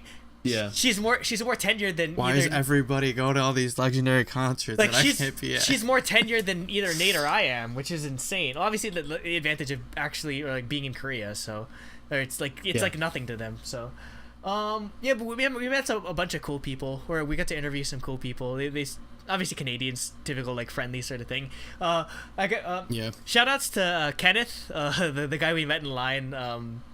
At K.A.R.D, and we just randomly ran into him on Saturday or whatever. He was pretty funny, and also he had that amazing. What was it? He had that G-Friend like playmat. What was the game that he played again? Because it wasn't Magic. It was Apink. Yeah. Because he was a super big Vanguard fan. Yeah, Vanguard. Yeah, it was Vanguard. Yeah, so he had two playmats that were with Wizards. Apink. Yeah, on it. Magic the Gathering anime version, basically. Yeah. They're both made by Wizards. Yeah. So. What else? There were panels, obviously. The only panel we got to go to was the YouTuber panel, or like the podcast panel. Broadcasting. Yeah, run by Kai, who is a fellow. I was surprised YouTuber. they had it. Yeah, I'm surprised they did have it, because nobody listens to podcasts. Yeah. Yeah. That's coming from us too. Yeah, like we know our demographic, and we know that it's not really. It's guys. Yeah, it's guys that are our age. Yeah, it's mostly older, because like people that are 13 years old might not have the attention span to listen to a 2-hour podcast. But no, Kai was really cool. For those that don't know, she does funny ass dance covers behind a green screen on her own personal channel. Yeah, which is and she's pretty famous too. Like she sings over him too. It's funny. Yeah, she's pretty famous. She said she was in a JRE video. So. Yeah, she has like 70K, which is pretty good. Yeah, she's almost at 100K, which is really good. That's really good for K-pop, especially if you're not doing reactions. And she also at Ryerson University, which is the downtown university in Toronto, she does a like radio show, much like what Jacob does for K-pop. So, yeah, which is just like probably a little more prestigious. That's all. Yeah, so they talked about like doing news and sort of stuff. So that was an interesting panel. I'm glad we got to talk to her a bit. What else? They had like random dancing in the hallway or whatever. Like they played songs. Oh yeah, we're like, what the hell is going on? We look back and there's like dancing people. Yeah. I think Kenneth one of them was a competition, because he posted. I friended him on Facebook, and he's like, guess who won the dancing competition or whatever, and he posted like a CD, like he won a CD or something. So wait, he was doing the dance competition? Yeah, I think so, or like in the hallway. Wow. Maybe or whatever. But yeah, shout outs to him for winning like a CD or whatever. Oh, and there was one when we were getting our tickets or our wristbands checked. One they gave like 3 or. Oh no, that was for K.A.R.D. They gave like 3. There's 3 of them. But yeah, no. But for Toronto K-pop Con on Saturday, they only gave us like 1 wristband. But I had an EXO moment with like the girl, because she was playing Playboy by EXO, and I was just like, oh, I love EXO, or I love that song. I saw them 2 weeks ago, and then when I explained to them how Kai casually grabbed his crotch, and they just started screaming on the top of their lungs, like typically. Like making the K-pop Con staff like fangirl. Yeah, which is pretty funny. I mean, other than that, I don't know what else I have to say about Toronto K-pop Con, since we were barely there. I don't know. It was cool. I thought it was good. I mean, it's like it was fun I for you actually guys. get to see like piles of albums everywhere. Yeah, because you'll never see that in your life, probably. And then the next day, we come across their physical store. Yeah. Yeah, we went. Well, no, that was the same day. The same day we went to. We came across this physical store. Yeah, because we went to KBBQ in Noribang. Yeah, so we went to the Koreatown in Toronto, and yeah, we ate it. What was it? I forget the name of the Korean barbecue place, but that was amazing. That was Jacob. That was your first time going to Korean barbecue, right? Yeah, it was excellent. It was Arisu. Arisu. Yeah, because it's like Korean Japanese restaurant. Yeah, they had. That was amazing. Like that's probably one of the best Korean barbecue I've had, to be honest. And I've had a lot of Korean barbecue. I look forward to it whenever I go to Korea. Hopefully next year. I don't look forward to it or when we do it in when you guys come in a month, because our wallets are gonna be. Oh God. Ripped. Yeah, I probably won't be able to afford to do. And then after that we did like Norebang, which the one place we wanted to go to was full, or like it was booked. So we went to this really because we didn't reserve. we looked at Eat Your Kimchi's like recommended places, and so we went there, but it was full except for their biggest rooms, which were really expensive. Yeah. So we went to a shady one, or like it was not really shady. It was just like some basement somewhere. It was hot in there. Yeah, it was across the street. It was hot in there because they turned the air on like the last 10 minutes we were there. Yeah. I was like, damn it, why wasn't this on earlier? Yeah, and then I didn't even notice. We sang our we sang our voices till they were shot. Even if we fail at singing a K-pop song. Oh yeah, we were really. There were some songs where we were just for sorry. We literally just wanted to sing the sorry. We just wanted to sing the chorus, and we didn't know anything else. I was like, I don't even know how this song goes outside of the chorus. I haven't heard it. And then like Andrew was singing Japanese songs and it had Hangul like with it on. Yeah, so we were singing along to one of them perfectly. Or Jacob was doing his best like I turned to Jacob. I was like, "Do you know this song?" He's like, "No, I'm just reading the Hangul." Or no, he was doing his best like hype man impressions whenever we were singing English songs. Oh yeah. Or no, we sang freaking Simple and Clean or Hikari by Utada Hikaru. What else did we sing? We sang Numb by Linkin Park. Well, we were supposed to sing Hikari, but we didn't know the Japanese words, so we just sang the English version instead. And then we just did the first verse twice because I don't know what the second verse. I used to know it, but I didn't remember it. I don't know what the second verse is, and there's no signal down there, so I couldn't look it up. Yeah. And but yeah, was it like you were singing like Fall Out Boy or something, and Jacob was hype manning Fall Out Boy? I think it was Panic at the Disco. Actually. Okay, yeah. But no, the funny thing is though, you'd think that obviously Toronto being the home of like Drake, that's the Six, like OVO and everything. They didn't have that many. They didn't have "Hold On, We're Going Home," which is like my go-to. That's my go-to karaoke song. I had to sing Hotline Bling, which is Hotline Bling. Hotline Bling is a lot harder to sing at karaoke. But I was also hype manning that song. Hotline Bling. Mean one thing. That's all you did. Yeah. Because I didn't feel like singing it.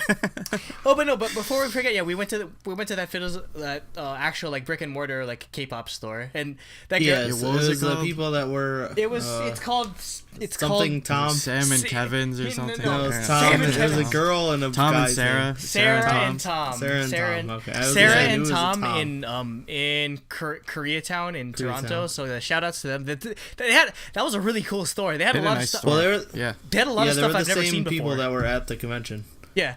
But I don't know why. I don't know why they did. Spent money. They didn't bring us some of the more obscure stuff that they actually had in the brick and mortar store, which kind of disappointing.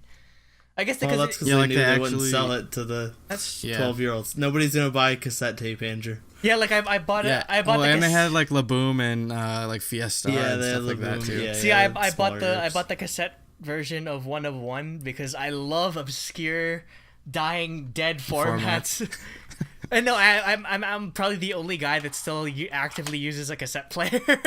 So I like I told you guys, I kind of want to start a K-pop cassette collection now. The only ones I saw were like HOT and SES, but the only thing is they're selling them in bulk. Or like they're selling them as like entire collections, so it's like $150 for like 20 20 copies. No 20 different, like it's different at least. So that's cool. But I would be into that. Yeah, so basically I'd get like SES's entire library or like HOT's entire library immediately, only on freaking cassette. Only on cassette. But no, I mean, it feels like with those 90s groups, you have to listen to it on cassette. Like that's just like you could probably find Boa tapes actually. Really on cassette? Yeah. Like you might be able to because she debuted in 2000. That's 2000, true. Yeah. Like that's what I'm thinking. Like knock on wood, whenever I have a chance to go to Korea, that's probably what I'd look for. I don't know how big are used media stores in Korea? Not that big. I don't know. I didn't really look for them. Because I mean, like if there's like a thrift or like a used music store, I definitely want to look into cassettes because I'm sure there's probably way more in Korea that I can get and bring back. I just went to the one store by my school that had CDs and bought lots of them. He spent hundreds of dollars and like, man, I love this guy. It worked out because that's how I found out about the Miss A fan sign. I went to buy Miss A's new album, and he was like, "Hey, they're doing a fan sign down That's the road." probably. I think that's probably. And my, he's 4 like, he hours. tells you that after you bought it already. that's probably my favorite story of yours from your Korea adventures. Just randomly going to a Miss A fan signing. It was so lucky. Yeah, that's the that most happened. lucky. Same thing with like my story about like going to the SNSD fan meet. That was a pure luck too. But what else did we do in Toronto? We ate a lot of Tim Hortons. Our We area, played, we played the Bloodborne card game. which was so fun. That was so fun. We had Yeah, to it was play- really good. I liked it. like there's just so much conniving and like so much scheming when you play that game, And then we went to the Hockey Hall of Fame. which was fun. And And you got to flipped off Crosby. we got to Crosby we got to stuff. flip up Sidney Crosby because fuck the Penguins. We were Jacob and I were supposed to go to the CN Tower, Up the CN Tower. but Too long of a wait. 1 Way hour too long. up, 1 hour down, and I'm just like, screw that. Yeah. I want to go to the ZN Tower, not the CN Tower. Yeah, ZN Tower. Like, I gotta make a thumbnail of that. the ZN, no, like what I'm thinking is just like it's just like a North Korea like Kim type statue, but it's just ZN. It's just that big of a Just, statue. and it's as tall as the CN Tower. Yeah, that'd be great. Yeah. Hey, the CN Tower is the tallest building in the Western Hemisphere, so that's pretty tall. And then they did for the, like what I want to do when next time we come back, which might be in the summer. I want to do the skywalk thing where you get to walk around the top of the CN Tower way. on a tether. That's one thing Again, I won't do. I'm an adrenaline junkie. I love roller coasters. I love that sort of stuff. I need to do it before. I need to do it next time I go back to Toronto. I love it. I'll go up with you, but I'm not doing that. Not a chance in hell. Oh, I need to do it. But our Airbnb was pretty nice and quaint. I mean, there was no air conditioning or whatever, so Yeah, it's alright. you had to. Yeah. You were just in your boxers the whole time. Every time I walked into your room when you woke up, because it was so freaking. Oh yeah, I literally was. Because it was so hot in Yeah. your room, and my room was fine. Like, because my window was away from the window, so. Well, I mean, I Yeah, we had normally the sleep sun. in my boxers. We had the sun shining in Do you the... usually just sleep in your boxers or whatever? So. Yeah, I just like take all my clothes off, No, lay 'em down, throw them on the floor next to my bed, and get in bed. I feel way too vulnerable if I'm not sleeping in clothes. Yeah, I'm okay, but yeah. Anyway, this is actually my first time traveling outside of the country alone. But no, Yeah, me too. but no, for Not you, mine. but no, I thought you went to Paris, Jacob. Does that? Well, yeah, but I was with a teacher in That's true. class. That's so- true. But yeah, it was the first day. It was the first time I took a plane by myself. The immigration process was, or like the immigration. I'm not moving to Canada. The customs process was fairly easy or straightforward. You just had to like fill out like they just had to scan a thing, form, fill out like say that you're not bringing like firearms or chickens into Canada or something. Chickens. No, because you can't. Yeah, chickens in You Canada. can't. You can't bring livestock, or you can't bring. Oh, yeah. a lot of things. Yeah, because they're very strict about that sort of like you. It They was want. easier for Yeah. me. I just talked to a guy, and he was like, "Do you have any of this stuff?" It's like, "Nope." It's like, "Okay." All right, go Yeah, on. so- Go and, on. and then just like just go through. So yeah, it was fairly easy process. Although he did Yeah, ask for- me why I was in Korea because he looked through my passport. Oh, was like, wait, you have an study you have it actually stamped on your passport? Well, I have a visa in there. I had to. I lived there for 4 months. Oh, that's true. That's true. I have like 'cause the whole. Wait, does that mean I have to go all the way to No, New York City to get my You'll have to visa when send I go? it. You'll have to send it to him. Oh, okay. Well, if they have online, you might have to go. I had to go because they didn't that'd do be so online annoying. back then. I had to drive 6 hours to go to Chicago just to give them my passport. I'll go visit Andrew when that happens. Yeah, no, just when. But I think for the most part you can do it online now. You just couldn't back then. Yeah, I'm sure it's pretty easy, and with a lot of like they thrive off their tourism, so Yeah. I'm sure. But yeah, I mean, My well- my experience with immigration, or not, yeah, well, it's immigration control and all that. So customs. like, yeah, customs. Well, it's also like border patrol Border and stuff. patrol, like yeah. like I was when I first got to my because they have border patrol in Rochester too, because it's right like Yeah. by Lake Ontario. yeah. And so yeah, I got on the bus in Rochester on the Greyhound bus, and like this guy, like this border patrol agent comes on, and he's just asking me like, are you a United States citizen? He'll be like, yes. And he just moves on. He doesn't even need proof. Yeah. And then the only one who said no, I think, was this lady from like Bhutan. But yeah, so it's like this random country that's near like India and China or something. I don't even know That's where what that she is. said. Yeah, it's on the subcontinent. But yo, you had the luck of going through the freaking Niagara Falls entrance, which is like the worst when it comes to traffic. Oh, is it? Oh yeah, my bus, it pulled up to the wrong entrance, so they had to back all the way out and then go around into What the is other. up with your bus driver? He pulls up to the wrong entrance. Dude, my bus driver. He takes a 2-hour Alright, let dump me- or something. Well, Yeah, those let are me two go different on bus it. drivers. Let me. But- No, they're the same. They're the same. Really? You got the same dude? Going back? Well, surprising. no, cause all right. So we get to Buffalo. No, from Rochester to Buffalo, we got no difficulties. Then we switch drivers in Buffalo. So we got this guy, and he takes us through the border. He goes to the wrong entrance, so he's got to back out, go to the other one. And then we finally get through customs, where they just ask like, "Why are you going to Canada?" And I was like, "For a K-pop concert." He's like, "What the hell is K-pop?" I was like, "Korean pop." And he's like, "You listen to Korean pop music?" And I was like, See, I didn't when yes. they asked me, I didn't say Korean because I have too much pride. I just said when concert. I went there, yeah, when I went there, she asked why you going. I Well, said he I was asked going me. for a concert. He asked me what kind of concert. Yeah, yeah. And Oh, then they on the didn't way ask me. That's back- why. Well, on the way back, he asked me why I was in Korea, and then he was like, "Why were you in Toronto?" I was like, "For a concert." He's like, "What kind of concert?" I was like, "A Korean pop concert of all things." Like, okay, whatever. Well, I mean, since you're in Korea, you had an excuse. But But yeah, I'm yeah. just like I. But yeah. Anyways, after we get through that, we get back on the bus. We're going. We get to Niagara within like, I don't know, like 15 minutes, and the bus driver goes through the scheduled stop, but he gets off the bus and he's gone for like an hour and a half, and we're like, where the hell is this guy? He was taking a dump.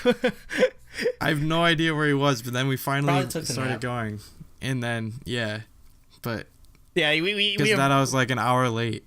we averted near disaster.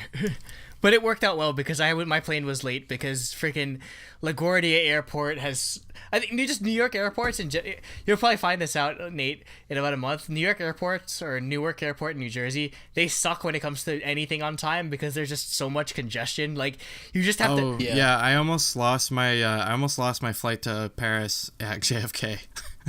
It was horrible. Because freaking, like, yeah, because that's why everything's under construction, like, all the time. So, pretty much, like, they have, like, one runway, and then they just it was literally, like, a line of, like, 11 planes waiting in just the taxi. So, that was fun. But yeah, final thoughts on Toronto, I guess. Oh, another thing. When I arrived in Toronto, I had to call an Uber ride to get to the house. My the Uber second time driver you was made that. insane. Why are all your drivers crazy? Oh, except for Nate. How was your? Well, I only your had drive two, back? but. Well, all right. So my drive up, I'll explain first on the podcast here. Like, so I got this guy, and he's like, I'm pretty sure he was like from Israel or something, because his name was Ishmael, and he was talking about like the Torah and stuff. So. Oh, I thought he was talking about, like, catching fish or like whales or something. No, he was talking about like his religion, and then like he told me a story about like how this Chinese guy like hit his car, and then he just ran, and then he started yelling at him about the insurance, and now he's got his information, then he's gonna call the cops if he doesn't give his insurance or something. And then he was yelling at everybody who was in traffic. It was insane. But yeah, and then my crap, I did it again.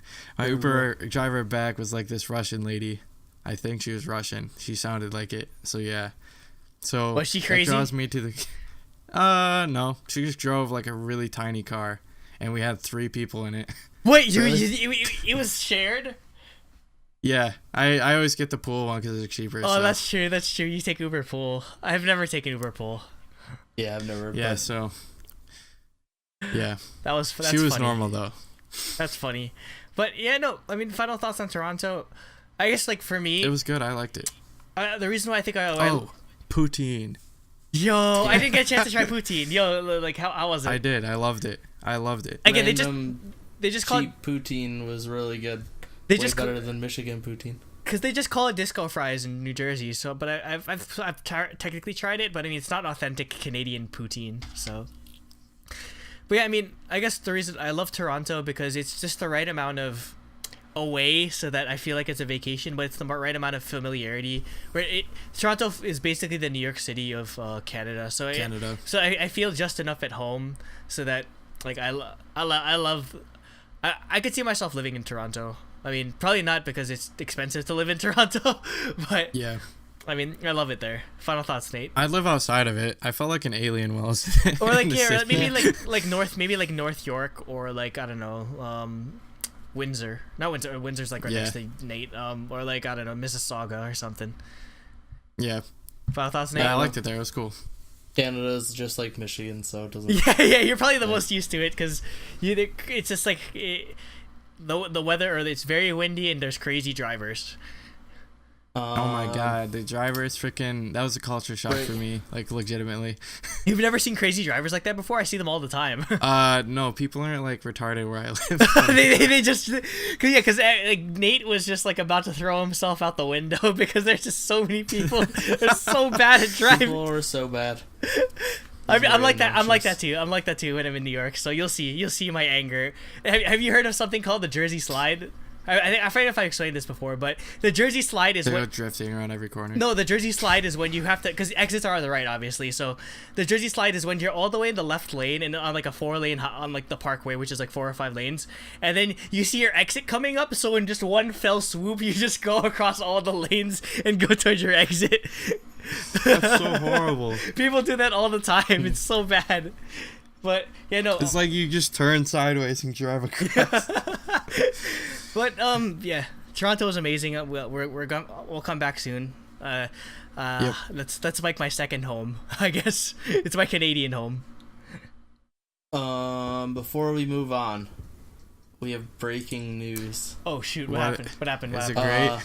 Ma and Jean make solo debut in June before Playback come back in July. Why? What? Playback. You got to. I don't know why hit she's the getting playback. solo. Hit the It's playback. probably because of K-pop star. Because she got pretty far. We have a date. We have a month that Playback is coming back. Hit the playback. Hit the so playback. excited. Whoa! Someone left Produce 101. Speaking of. Oh no, that's the next topic. So I'll just put this in topic 4 or whatever. Anyway, yeah, just introduce it. So yeah, the next topic is the three of us have been watching the latest season of Produce 101. I just watched it today. Yeah, season 2, which is with the boys. We're just calling it Produce 101. Produce. Yeah, so yeah, that's our topic. We've been watching that, and we're gonna give our thoughts on it. Yeah. Andrew's the fanboy, so Andrew, he can go. yeah, Andrew can God, be why the am officiator. I feel like I'm one. the one leading all the topics today. Well, yeah, it's just because you know most about Produce 101. not Produce, because Nate is our. Nate's the god of Produce 101 season 1. So yeah, I mean, although I can't find subs anymore, which is pissing me off. I wanted to rewatch it, and I can't find the subs. Oh, really? Somebody took it down. Oh yeah, they were taking them down while the show was going up, but I can only find episode 1 subs. God, yeah, I'm gonna need to rewatch. I need to Produce. message Peachy Momo. Yeah, you can find out where they hit all their subs. Maybe she has the files. She can just send you. Can you ask Peachy Momo if she can just like DM us a copy of that, because I need to watch it. Shoutouts to Peachy Momo, by the way. Why isn't she subbing 101 or because season 2? They never replied to her. They didn't reply to her. Yo, okay. I don't. They obviously don't watch the show, but 101 subs, person. please work with Peachy Momo because 101 subs works like a week behind, so that means when it comes to finals, which I plan on watching live, either A, I'm gonna have to watch episode 10 with like Raw or like find someone else to sub it, or B, I'm just gonna have to go straight into like the finale episode. I don't know. Well, I mean, subs always are gonna take a little while. Season 1 was a week behind. Then I watched the finale live, and they got the subs up within like 2 days, and it was great. So yeah. Anyway, so for those that don't know, Produce 101 season 2, it's a guy group this time. For those that don't know how Produce 101 works is 101 trainees from a bunch of different big and small entertainment companies. Mostly small because the big 3 like control. they all try to. They're all vying for 11 spots in the final group, and they get to, for like a year or two, they get to DB as one group or whatever. So it's a good As experience. B.O.B.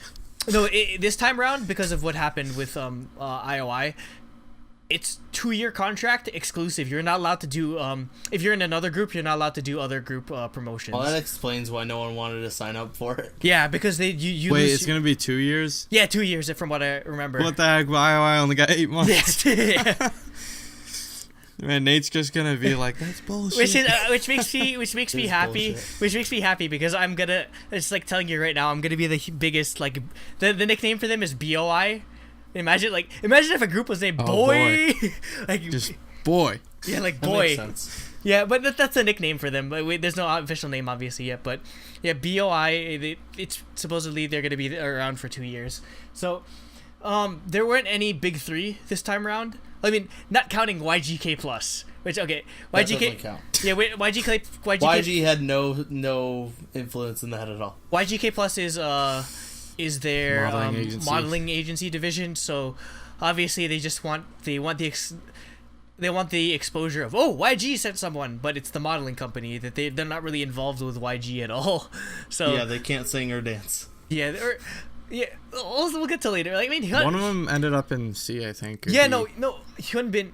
Oh, okay, so I guess we're obviously gonna talk about spoilers here. So like, Yeah, so just click off if head you tap, don't. head Yeah, we tap. watched the first 5 episodes, so we watch up to the first elimination. Yeah, so head tap. We could Well, probably do all another topic for the final 5. Yeah, I Yeah, figure final we'll just 5, do and 2 then like topics. yeah. So this will be going to spoiler territories, but at the end, everyone from YGK Plus gets eliminated minus Hyunbin, but that's Yeah, because he was in frickin' Sorry Team 2. Like okay, we'll get there. Yeah, they had a good performance. I have notes Yeah. on episode 4, which had all the performances. Well, I mean, I guess I want to do like a bit of it. I want to do a bit of an overview of like, okay, the first 2 episodes were the introduction episodes, or where they initially get ranked from A through F, and what they do is they perform by company. Yeah, I mean, some of the memorable ones might be like I don't know, Kim Samuel, who is from Brave Entertainment. He's an American, or I believe he's some Hispanic because his actual last name is Arredondo, so like yeah, very very Spanish last name. And there's this really cute video of him when he was a little kid, because I think his dad owns a car dealership or something, and it was just him at a Volkswagen commercial. He's like, buy a GTI or buy a Beetle or something. I'll link it in the description because he's really adorable as a little kid. But yeah, you can tell he's American because like his like the songs he did was He danced to Chris Brown, right? yeah, Chris Brown with You, and just like really like late 2000s pop music. So that's very much Chris Brown is very much like I see his influence as. So he did good. He was the first one to get the rank of A. Who else was memorable for you guys? What's his name? No Taehyun. No I Taehyun think. is from He's from the group Hot Shot. yeah, I'm literally Yeah, but he was really good though in the beginning. So, I believe that both of them got put in A yeah. to begin with. That is, Yeah, I I have no think idea they where both he's did. at now. But they are from Ardor. They are I from couldn't Doesn't keep track matter of where them. they are anymore. The rankings don't. yeah. matter. So for those that don't know, rankings really don't matter after a while. It's just your initial ranking, and then your re-ranking in episode 2 Your is just grade. your grade is just where you're situated when they do the giant what Produce 101 is known for is they do all 101, or in this case all like 98 or whatever trainees perform one song together, Pick Me, which I think we covered before. We talked about them. Yeah, which again, I like the song better than Pick Me, but like I think Pick Me season 2 Pick Me has the better song. Season 1 Pick Me has the better choreo.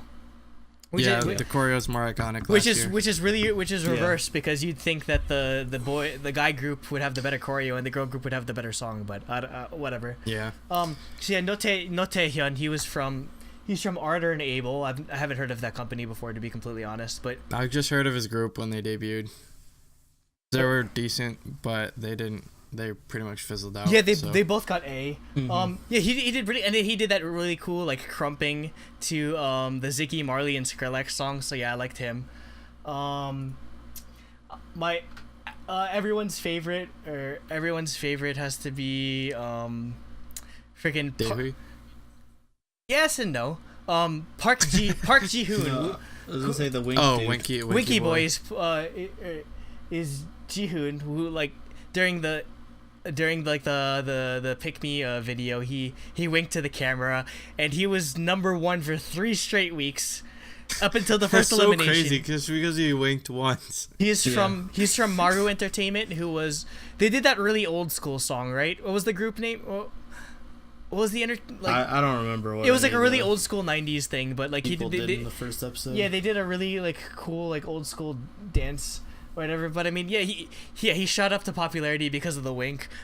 Obviously, Orochimaru senpai, who is also known as Jangmoon Bok, who is from ONO Entertainment. He's a rapper, but he's mostly known for he was on, what was it, like Superstar K or something? Superstar K. He was on Superstar K. He had a... He's rapping ridiculously fast. Yeah, like... Shaq. Like, he did, he was, like, a middle schooler, and he had, like, a really, like high-pitched voice still, and he did, like... It was when his voice was cracking. Yeah, he did a really fast rap, and then everyone just... Yeah, it was just, like, trying to be Eminem sort of thing, but, I mean...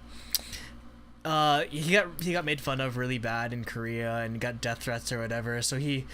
His mom did, yeah. Yeah, definitely. So I feel bad for him, and I mean he ended up getting F, but everyone adored him. I mean he's been falling out of top 11, but he fell out of top 11. But I mean I still want to see him do well because of his story especially. But yeah, he did. He's known for his long hair, which is why they call him, or on Reddit they call him Orochimaru, like from Naruto. Who else? Iwoojin. Alright. Yeah. Iwoojin's pretty good. He's like 14 or something. Yeah, he's like 14. Yeah. He did Baby by Justin Bieber because he's a literal baby. Yep. And then there was that cute part when he was just after his performance, he was just like, "Can I have a sip of water?" And 2 of the coaches were fighting over who would get the water from him. He took Cheetahs though. Yeah, he took Cheetahs. Oh wait, who are the coaches? We didn't like really go over that entire. Who can I remember? The people I know, obviously Cheetah, Kahi, who looks amazing because I didn't even like. Yeah, she's 40, and right? She's scary as hell. Yeah, she's she's like 36, I think. Like she looks amazing, and obviously the national producer, the MC this time around is Boa, which is perfect because she's probably the most qualified to like for a lot of the evaluations. Boa was scary. Boa's very because she takes this very seriously. Mm-hmm. Oh, yeah, well, they all do. Like Jesse, this is competition. Daehui, obviously from brand new music. Yep. Like you wouldn't think. Yeah, I was surprised that's where he's from. Like what the hell? Yeah. Daehui is like your prototypical Korean flower boy, but he comes from a freaking hip-hop label. Yeah, hip hop label. Like you wouldn't think, but Daehui's very popular, but like he sort of like started to fall out of popularity. Like you saw that in episode 5 he fell. He's in second place. No, Daehui fell to 7th. Like 7th, yeah. Oh, maybe I didn't read the thing right. He fell to 7th. No, yeah. Yeah. I said maybe I didn't read the thing right. Park Ji-hoon was number 1, and then Kim Samuel was 2nd. But because like I mentioned this before, but not on camera, but Daehui, he knows how to play the game. Like he knows how to play. He knows how to organize everything. Like in the later episodes when they do the group challenge or whatever, he makes the Avengers team where pretty much he took at everyone that was good in A and everyone that was popular on SNS and made them into one team because he knew that they'd be unstoppable. Well, basically because he watched season 1. Yeah, because the exact same thing happened in season 1 where Kathy was like, "Hey, I'll take Somi, I'll take Cheon, I'll take Chanmi, I'll take all the people that already have fans." Yeah, I mean, like he knows how to play the. The thing is, I was I was really disappointed in the Avengers team's stage. Yeah, no, same. Like, I thought Team 2 for Boy in Love was way better. Yeah, way better. And I mean, same. I guess we can and they still lost, but And that's the same thing as happened last season. I guess Yeah, we can. yeah. I guess we can get into like New West. So Pledis does not know how to manage their guy groups, or at least their. well, they do now. no, but they didn't did. before. Yeah, they didn't back then. And Because 17 is yeah, fucking huge.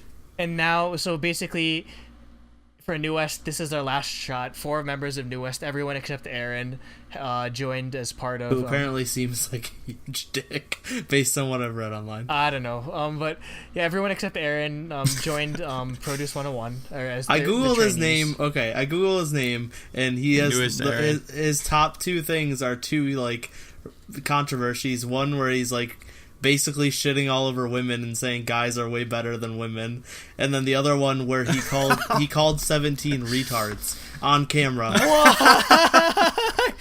He's like, oh, they're I not love it. recording, I love and it. then he got broadcast. Well, because I mean, you so do have to he just seems like a huge douche. You have to feel bad for New West because New West debuted before 17. New West debuted before EXO. They debuted before. You know, They S debuted Coops before from BTS. 17. S Coops from 17 was supposed to be Newest. Wow, he dodged the bullet Yeah. on that one. Jesus Christ. Oh, and just speaking of people that were about to debut in 17, Kim Samuel, who was supposed to debut in 17, but he was like 9 years old at that point. So Yeah, I think like my friend, her little sister was a really big fan of Kim Samuel when he was in 17 pre-debut because she was like the same age as him or something. So like I know a lot about him just because her, like my friend who is her older sister, told me about him like a long time ago. Apparently like his parents took him out or something. I don't know. But yeah, when he went under, and then he went to Brave, and then he debuted as Punch. which didn't do well. And I mean, I guess this, again, we're skipping around, but that's kind of why Kim Samuel he seems really tense during a lot of the interviews, or like he's like, oh, I could have done better, or oh, I want to be the center, or like, I guess like everyone wants him to lighten up more, but he takes it so seriously because he was about to be in 17, but they pulled him out. Punch didn't really do much, so like he just really feels his life. Like he just really feels like, oh, I have to make it. This has to be my shot, because he's falling in rank right now. Kind of spoilers for like the later episodes, but he fell out of top 11. Samuel did? Yeah. He was after episode 5. Yeah, he fell out of top 11. So I mean, like, he's pretty talented, and I mean they're setting him up. He's got to do something then. Yeah, he's got to do something because they're setting him up as the next Somi, basically. Like, he literally sat in the same seat that Somi did. He's obviously he's a halfie, and he's like pretty good, or very young, and like very, very talented. So like the comparisons are very apt. So who else was very Ong Sung-woo from Fantagio.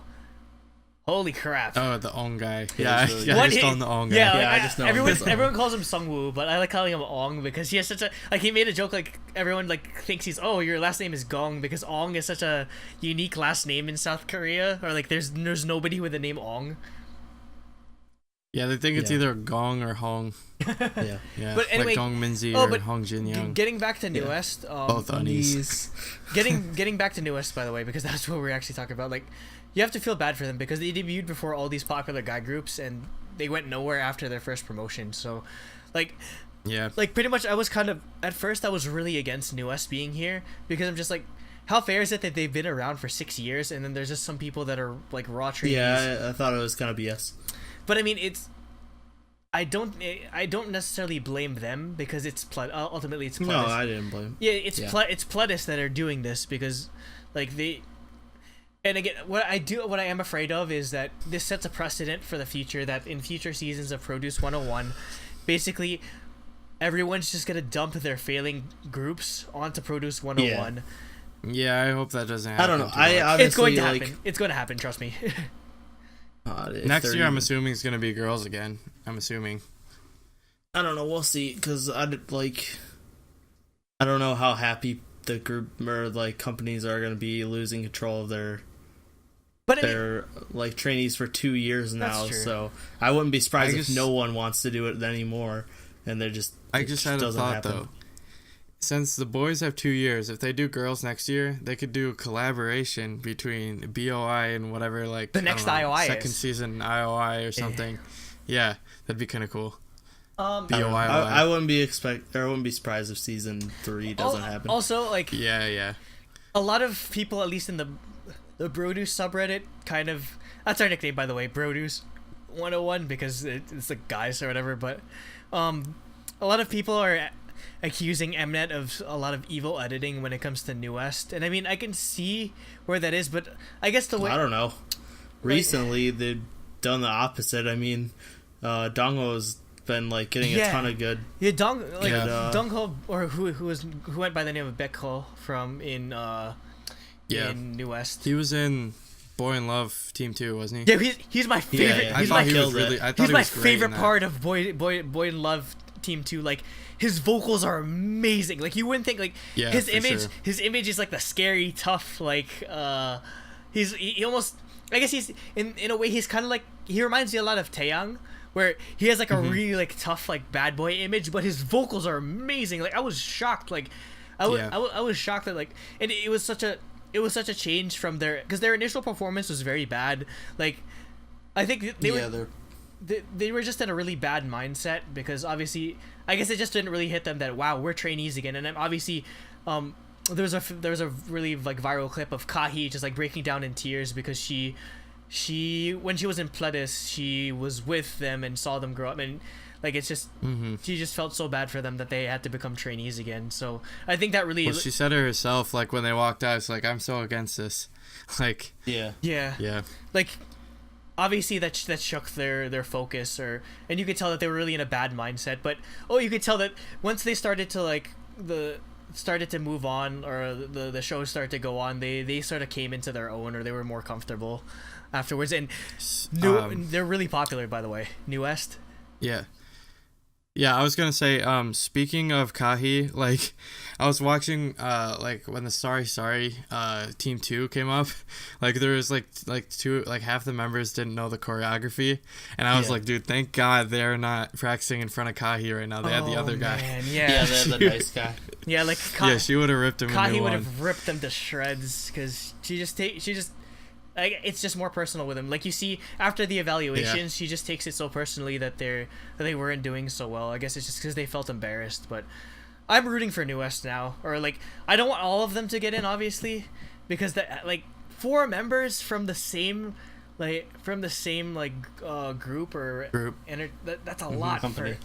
That's a lot. So, but the way it's going, it looks like 3 of them might get in, because Baekho or Dongho, he's getting a lot of exposure, and he's really, personally, he's my favorite member of New West. Yeah, he's probably my favorite New West member too. Yeah, I hope he gets in out of any of them. But right now it's looking like Hwang Min-yeon and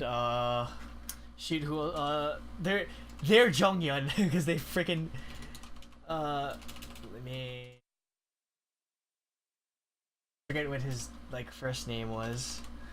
Yeah, Kim Jonghyun, who's the same freaking name as the other Kim Jonghyun. Anyway, Oh, like from Shiny? Yeah. But yeah, because he's the leader, or everyone's pretty much set on him being the leader of BOI, because I don't know if you saw, like, he was in Sorry Team 2.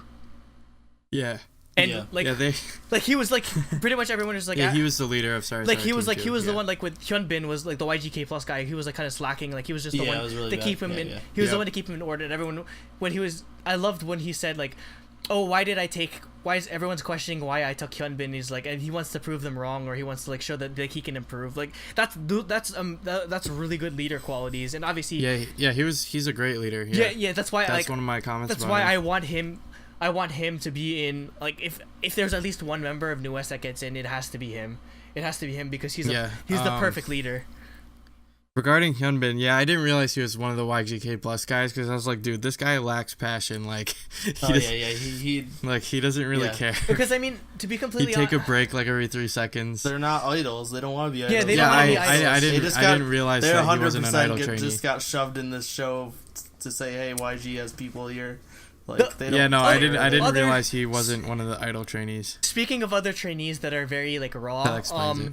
The trainees from Cube, in particular, like Wan Lin. Yeah, like one Lin. yeah. Yeah, I mean, he's the popular okay, one. I don't know how this might be unpopular, but because Guan Lin is, and he's a Taiwanese one. Yeah, he looks like a male version of Amber. Swear to God, if you look at his face. Guan Lin and Yu Sun Ho, are the two cube trainees, but they've only been around for 6 months. That's the only thing. When they did their evaluation, they just did like really basic moves or whatever, so they had to go in F. Yeah. I think Like Wan Lin's probably the better of the two of them in my opinion. But the thing is, he's really popular in Korea as like a visual. Right? Yeah. Like he was 6. I think he was like. No, he was number 9. Well, I remember when they did the dance battle in episode 5, they're like, Yu Jung is like, "Hey, you with the red hat," and he's like, "Me." Yeah, and then she's like, "I didn't even know that was like one." Yeah, but no, he's really popular. Like, spoilers for episode 6. He's number 5. He was 5 in the rankings after episode 6. Oh, jeez. Like, I'm kind of torn on this because he might cheese his way into the top 11, even though he's not as talented as other members. But honestly, that doesn't matter. He's the Cheon. Yeah, he's the Sorry, Dia fans. Yeah, he's gonna Cheon his way into the top 11 because he's just very popular for being very like pretty, and I guess he's exotic or whatever because he's Taiwanese. But like, I think he's too raw to be in the top 11. Like he just needs more experience, and I don't know if that'd be good for him to go straight into the BOI Final 11. But I mean, obviously, I have no say in this because I'm not a Korean. And it seems Sohei was probably even true. worse of that kind of Say situation. Yeah. Speaking she got good. Speaking of other like popular trainees, Kang Daniel Daniel. Yeah, Daniel. Yeah, he's pretty good. from MMO One of Entertainment. my favorites. He's everyone's. But you need to bring back the pink hair. Yeah, he needs to bring back the pink hair because his pink hair is amazing. I think everyone fell in love with him first because he had a really cute friendship with Yi Woo-jin. So like basically like Yep. Yi Woo-jin, like his face like lights up whenever he sees Daniel because that's like his, like he calls him like Hyung, like I mean, he calls everyone Hyung, but like that I feel like really everyone is. But like I feel like literally everyone. Like in the Daniel really treats Yi Woo-jin like a little brother, and so like that, like after that was in episode 2 or 3 when they showed like their cute friendship or whatever. He shot up from like 60th to like 20th just because of that. and then after Sorry Part 2, like he shot up into top 11. Yeah, okay. Like I was gonna ask which team he was on. I forgot. Like he was like, and what really impressed me with him is he's a rapper by trade, but they asked him to do like the vocal part in Pick Me, and he did pretty good, and he had a singing part in Sorry Part 2. So from what Boa said, he's really popular among older women in Korea. Oh yeah, Like, they said that like Nuna, so really when Yu Jung. Their group should have done Nuna no Muyepo. Yeah, that would have been funny. I don't know if he would fit that. I mean, he has the pink hair and everything, but like I mean, like yeah, but I don't know if he would just because he's popular with the Nunas. Yeah, but they asked him to do like they asked him to do like a message just for like the older women, and he's just like, "I love you." And I'm just like, oh no, like Daniel's probably like sure top 11. Like almost 100% sure he's gonna be in top 11. He's way too popular. He kind of had a controversy though because after episode 5, I explained this to you guys, but to the users, they after episode 5 they like released like the sort of, what was it, like the concept sort of thing, what concept? Was that the thing like where he likes something or put cats in the? Yeah, so what, like basically they had different concepts for what they wanted to do or what their next challenge was, and basically we have to vote for whatever concept was, and somebody that was a Daniel fan was just like, okay, change the amount of cat emojis you have in the profile of your Instagram to indicate which song you want, and he changed it, so he kind of got in trouble. Nothing that bad happened to him other than that, like the song that he was indicating, he was blocked from picking that song, and a bunch of other guys did it too. Dongbin, you remember Dongbin? He was the guy that he kind of had the mental breakdown in. Oh yeah.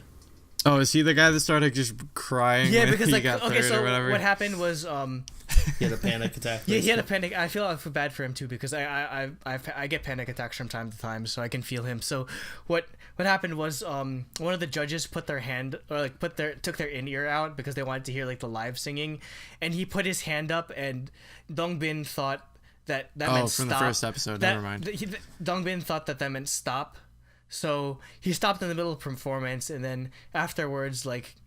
They were like, oh, you can continue again. Like, he got really nervous and started having a panic attack. And then that was really nice. Like, Boa was, like, cheered him up and everything, which I love Boa now. Like, she's amazing. Like, she did a really good job of cheering him up and everything. And I feel him. He still got F, but because that was not caught on camera, he actually, that saved him. Like, that saved him entirely. So yeah, after they did like the evaluations, they did the Nayana performance. They had like that whole like, basically you had to do like a freestyle performance. All the A rank people after they got regraded, they did a performance, or they had to do an improv performance of Pick Me, and whoever did the best one was picked as the center, which I believe was different from how they did in season 1. Yeah, I actually don't know how they picked Yu Jung. I'm not 100% sure. I think they might have voted. They might have just voted because that's what they did with Visual Center. Because like I remember if you saw that part. Well, like, they did all that stuff in season 1 as well. The top visuals. They did the like, all the voting stuff they did last season. Yeah. So everyone picked Visual Center as Park Ji-hoon because obviously he's Winky Boy. Then yes, but for the Pick Me performance, Lee Dae-wi was the center because obviously he was. Yep. He's very, and I think the reason why he started to fall off is because again he's very good at the game, and he kind of comes off as like intimidating, or not really intimidating, but like he kind of comes off as arrogant. Yeah, he kind of comes off as because he's very talented. He's very talented. That's without question. But like the arrogance kind of rubbed off the wrong way, either through editing or at least through how.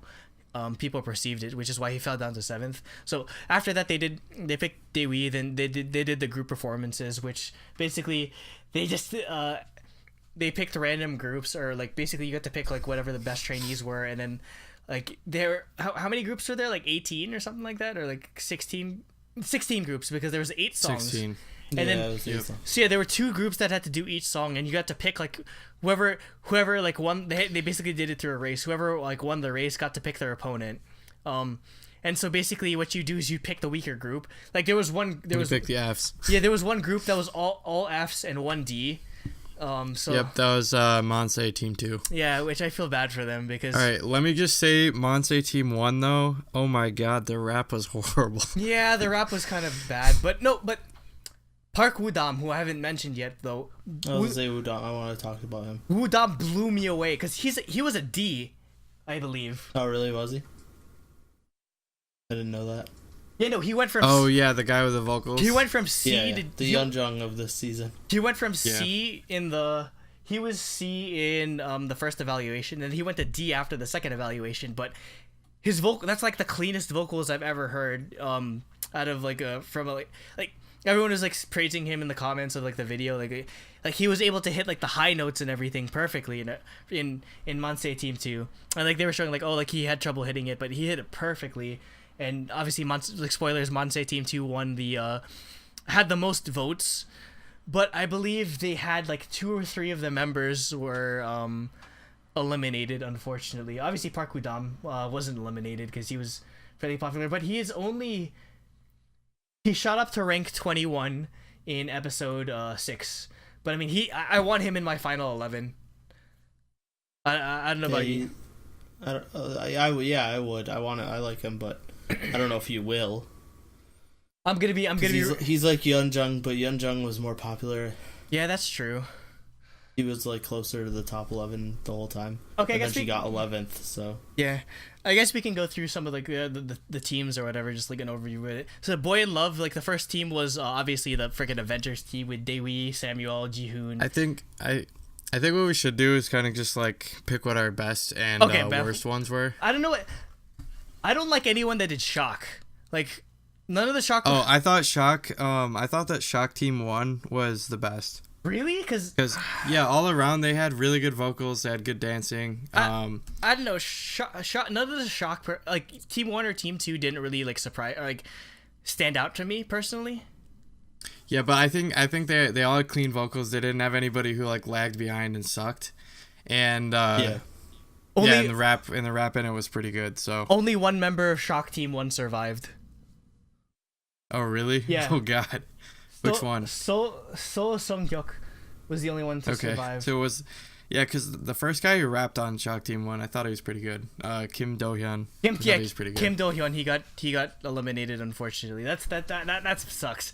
I guess one thing that was a pervasive theme is that a lot of times when there was a leader that really helped everyone else out on the team do better, but they didn't get any votes themselves, which just breaks my heart because of like, that's just how how it goes, I guess. Or there are some cases where the leader like did the most work or helped the other members, and then they ended up getting eliminated, which I feel bad for them. But I mean, I guess it's just how ultimately that's how it works. Yeah, because it sucks because the visual. fans It's visuals ultimately. Well, also because the fans don't see it beforehand either. Yeah. They only see the performances, the ones that are in the audience, that is. But I mean, like we were mentioning before, like Jonghyun helping out like Hyunbin and like the rest of Sorry Sorry Team 2. Yeah. I think Sorry Sorry Team 2 is probably like my best performance which is funny because like you think the Avengers team would would have the most views, but like Avengers Team 2 or Avengers, like the Avengers the Boy in Love Team 1, they only have about 750,000 views on the YouTube thing. You know how many Sorry Sorry Team 2 has? 2.2 million views on the Sorry Sorry Team 2. I'm not surprised. Like, and this is what sold me on Ong, as I want Ong in my final 11. He's good. He's really good as a center, and really good at like. I think most people that were on Sorry Sorry Team 2 minus Hyunbin are all. I want all of them in my top 11. I could see that. I think it might be like I think Sorry Sorry Team 2 might be like the bang bang of this season. I don't know. I've yet to watch but like, you know what I mean, like where it just had a lot of like where it had like amazing performance. Yeah. I mean, we still got like 20 performances left. That's true. We don't know what the performances are for episodes 6, 7, 8, and 9. So Nate, what was your favorite? Honestly, I can't remember them all that. Like, I remember people. Right. I remember people, but I don't remember like actual groups. So like, for me, I'm the opposite. I know which groups were sucky and which were good. And I know like I remember Dong Ho like making an impression on me. I remember Wudam making an impression on me. And Daniel making an impression on me, but like I can't even remember what teams. Like I know Dong Ho was in Boy in Love. Team 2. Daniel and Daniel was on Sorry Sorry Team 2. I think his fan cam was like on. I think his fan cam for, because you know how they did like the individual fan cams for each of those performances. Yeah. Daniel's fan cam was on the top of like there was like the number one thing on like I don't know like search results for like weeks, because that's how popular he is. He's almost a shoe-in. Yeah. I think the worst one for me was Monse Team 1 because their rapper was just so bad. It sucks because that Monse Team 1 won. Yeah, I know. The rapper that they picked was really annoying. I guess was the problem. Well, like, I mean, was Udam was on that team, right? Yeah, Park Udam. Because I thought he was really good though. Like, because I noted that they had really bad rap but really good vocals. Really good vocals, yeah. Yeah. Well, I mean, two of them got eliminated. And then it was the opposite for Team 2. Team 2, like the main vocalist Kim Young-jin, he's the only one that survived on that team. I feel so bad for them. Because you just get wiped out. Because they were was it the D or one of the Fs? He was one of the Fs. The D got eliminated, but they were the leftover team for like pretty much they were the last ones picked, and they had to basically make it work because most of them were rappers. Not all of them, like the parts weren't easily filled out, so they did a good job despite like being like the leftovers. Yeah. Well, because I mean, for me, I thought they did better than the other team just because of that. But then I was just like, taken into account more. Oh, so. another guy we haven't talked about from Sorry Team 2. Freaking Kim Jae-won. You know the guy that won. Was it Immortal? The guy that played guitar. The guy that did Skyfall. Oh, the guy in his yeah.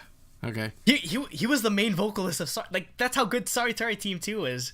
Like I want him in my top 11 because again he's more of like a guitarist or vocalist than like street idol vocalist, but he did really good. He likes writing songs and stuff. Like no, yeah. like his vocals were like his vocals during that part like were amazing.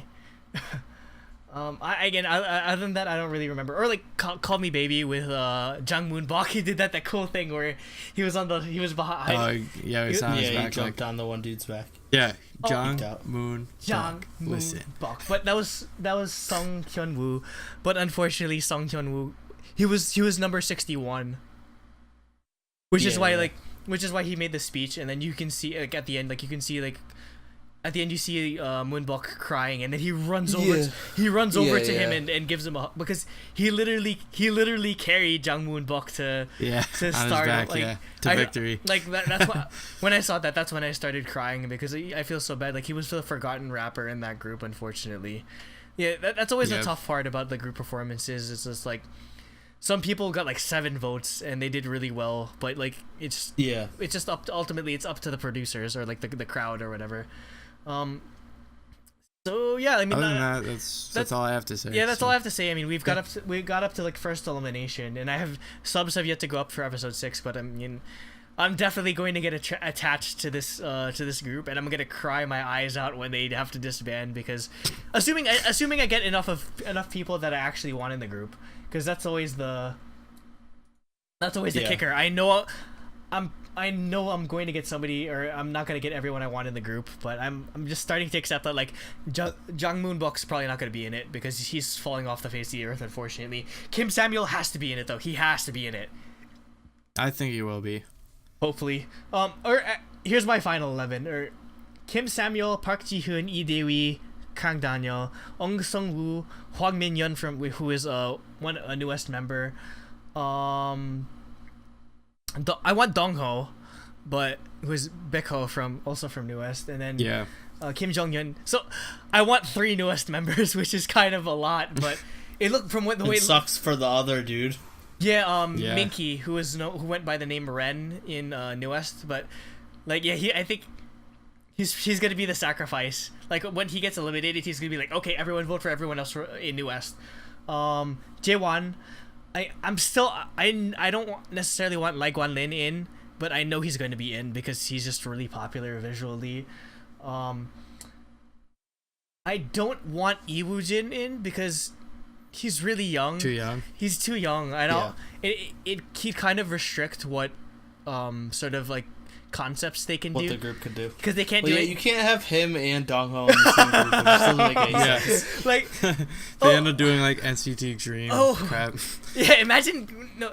Well, one thing I have to say is that that must suck for Dongho that he had to do a BTS song and BTS like debuted after freaking newest. Yeah. Or no, after him. imagine how embarrassing it would have been if any of the newest members or Kim did Monse or Kim Samuel did Monse. Or remember Kim Samuel was about to be in 17. Oh yeah, I think that too. Someone else in the show mentioned they was supposed to be in 17. Maybe Ong was supposed to as well. Ong is in Fantasia. It was one of the other bigger they trainees. had 17 members. Well, because I mean, it was one of the other bigger trainees that was supposed to be as well. It's probably Ong because Ong is pretty popular. And just the last thing, episode 5, the fun parts where they did the shoulder measuring or whatever, and freaking Jang Moon-bok and his signature hair flip, or when they had to do the planks, or my favorite part was when they did the scaring thing, where the mirror, freaking Kim Samuel had the most American reaction. He was just like, "Oh my god," whatever. Yeah. But yeah, I'm probably gonna stand this group hardcore. Okay. I have one last funny moment from episode 5. It's like during the arm wrestling, who's like itadakimasu to the Japanese guy, and then Lee Woo-jin is like, haha, what is he? Oh, itadakimasu we didn't mention mean? him. Kenta. He's like, Kenta's really popular. He's right. He might actually make it to the really? final. But Dongho, he beat everyone from the Avengers team. He beat everyone by cheating though, because he was leaning. Yeah, that's if you true. watch those clips, every person he fights, he's like leaning to pull him down. It's like that's not how arm wrestling works. You don't use your body, you use your arm. He just stands up and just starts. But no, that's why I guess I like Dongho's personality. He seems like yeah, I do too. I thought it was funny. Or no, but I freaking, noticed that when he was arm wrestling them, I was like, that's not how arm wrestling works. Or when they're doing like the mirror thing, when Jong Hyun's like, "Can you please scare Minky the most?" And then he just like freaking freaks out. Or Ong did like he did the scream or whatever. But yeah, it's a really fun season. Or this is the first time I've ever watched any variety show, to be completely honest. So I guess my opinion is gonna be biased on how. Well, I guess what's your takeaway from it, Nate? Obviously, you're not gonna like it as much as season 1. Yeah, it's good. It's so. I think I'm disappointed in the fact that it's literally the exact same like formula. I guess like they didn't change anything up, but it worked. So obviously they're gonna do that. But I was kind of expecting like something different from like evaluations and stuff. One thing I've been hearing is that in terms of talent, everyone still sort of thinks that season 1 had much more talent than season 2. That too, yeah, I agree. There were a lot more A's. And I was thinking that maybe they were just nicer to the girls, but just from when I rewatched episode 1, it was just they were just a lot more talented. And also, I think it's just because there's a lot more straight visuals in season 2 than there were in season 1. That's what I'm hearing. I agree. Yeah, well, I mean that's the nature of like boy groups, I guess. It's just I guess everyone's just gonna pick the hottest ones. Obviously, that's the name of the game. Ultimately, if you're hot, you're gonna get in. But final thoughts, Jacob? Yeah, I'm enjoying it so far. I prefer like the K-pop star format where it's all music. But yeah, other than that, I'm enjoying it. So, yeah. Yeah, we'll revisit. And I can't remember anybody's names. I had to write them down. Yeah. Oh no, I mean I had to. Write them down. It took me 2 watches to get everyone's names in season 1. Yeah, so. same. Like even now, I mean, I don't know everyone's names, but I probably know most half of them. But yeah, I mean, pretty much all the ones that debuted. Yeah, pretty much everyone that was important, basically. I'm sorry, Christine. I'm sorry to all the people that got eliminated or that we don't know. Hopefully, your dreams do come true. But yeah, we'll revisit this topic after the finale. Hopefully, I won't be like too much of a mess, and hopefully, I will get most people I want in. Yep. So yeah, they better thanks not for call listening. it IOI. BOI, boy. They can't call it IOI. I'll be so disappointed. So yeah, thanks for listening this week. Tune in next week if you want to hear more. Go back to our backlog of the last 19 episodes. Links in the description will be to our Stitcher, iTunes, SoundCloud, our social media links. Like, subscribe. It helps. What else? What do we have on the slate coming up? Excel. Oh, no, Vlogs. K.A.R.D next month. The K.A.R.D vlog should be up soon, by the time this is up, or the full episode is up. We still need to edit Pristine unboxing. We will have I can do that now. Twice unboxing soon, right? I have a computer now. Whenever it shows up, I still have to film Daya as well. I might go check Choreo Books. YOLO. I might go check Choreo Books tomorrow. God, that's still a horrible name for an album. At least the name of the title track wasn't called YOLO. Well, it's like G-Friend with LOL. LOL, yeah. Wait, exactly. was the title track LOL? No, one of the albums. It was Navalera. That was Navalera. So then why'd they call it LOL? That was the album. I don't know. Okay, that's weird. Anyway. But yeah, so Pristine eventually, whenever we edit it and whenever I film this and we edit it. And then, yeah, Twice is on its way. Who knows when it'll show up for me. I got the A version, which is the red version. I don't think I bought anything else. I don't know. You'll see our full haul video from. Well, I'm gonna do a B-sides, or I'll call it B-sides, which is like our extra footage from Toronto. So you'll see our hauls. Did we put Dreamcatcher 2 up? Yes, I think. Or no, I don't. Yes, no. And we put because I filmed at the same time as Palette. So yeah, we have Dreamcatcher's second single up, or we could edit that as well. Yeah. I filmed it, but it's not edited. All right. So thank you and goodbye. Annyeong. I don't know if I want to stay creamy anymore because do it. No, keep doing it. Keep doing it. We have to. We have like 3 months until I could possibly see them again. But stay creamy till then, guys. I love y'all. I think all he's got to do is get another like viral hit. He's gotta change up the game again though. Well, I was gonna say, yeah, that's the thing is he keeps just trying to do the same thing over and over again. Like both this song and the next one, the other title track, are both very similar. Like, super repetitive EDM with a catchy dance. Though I think if he changes it up though, he's gotta still keep the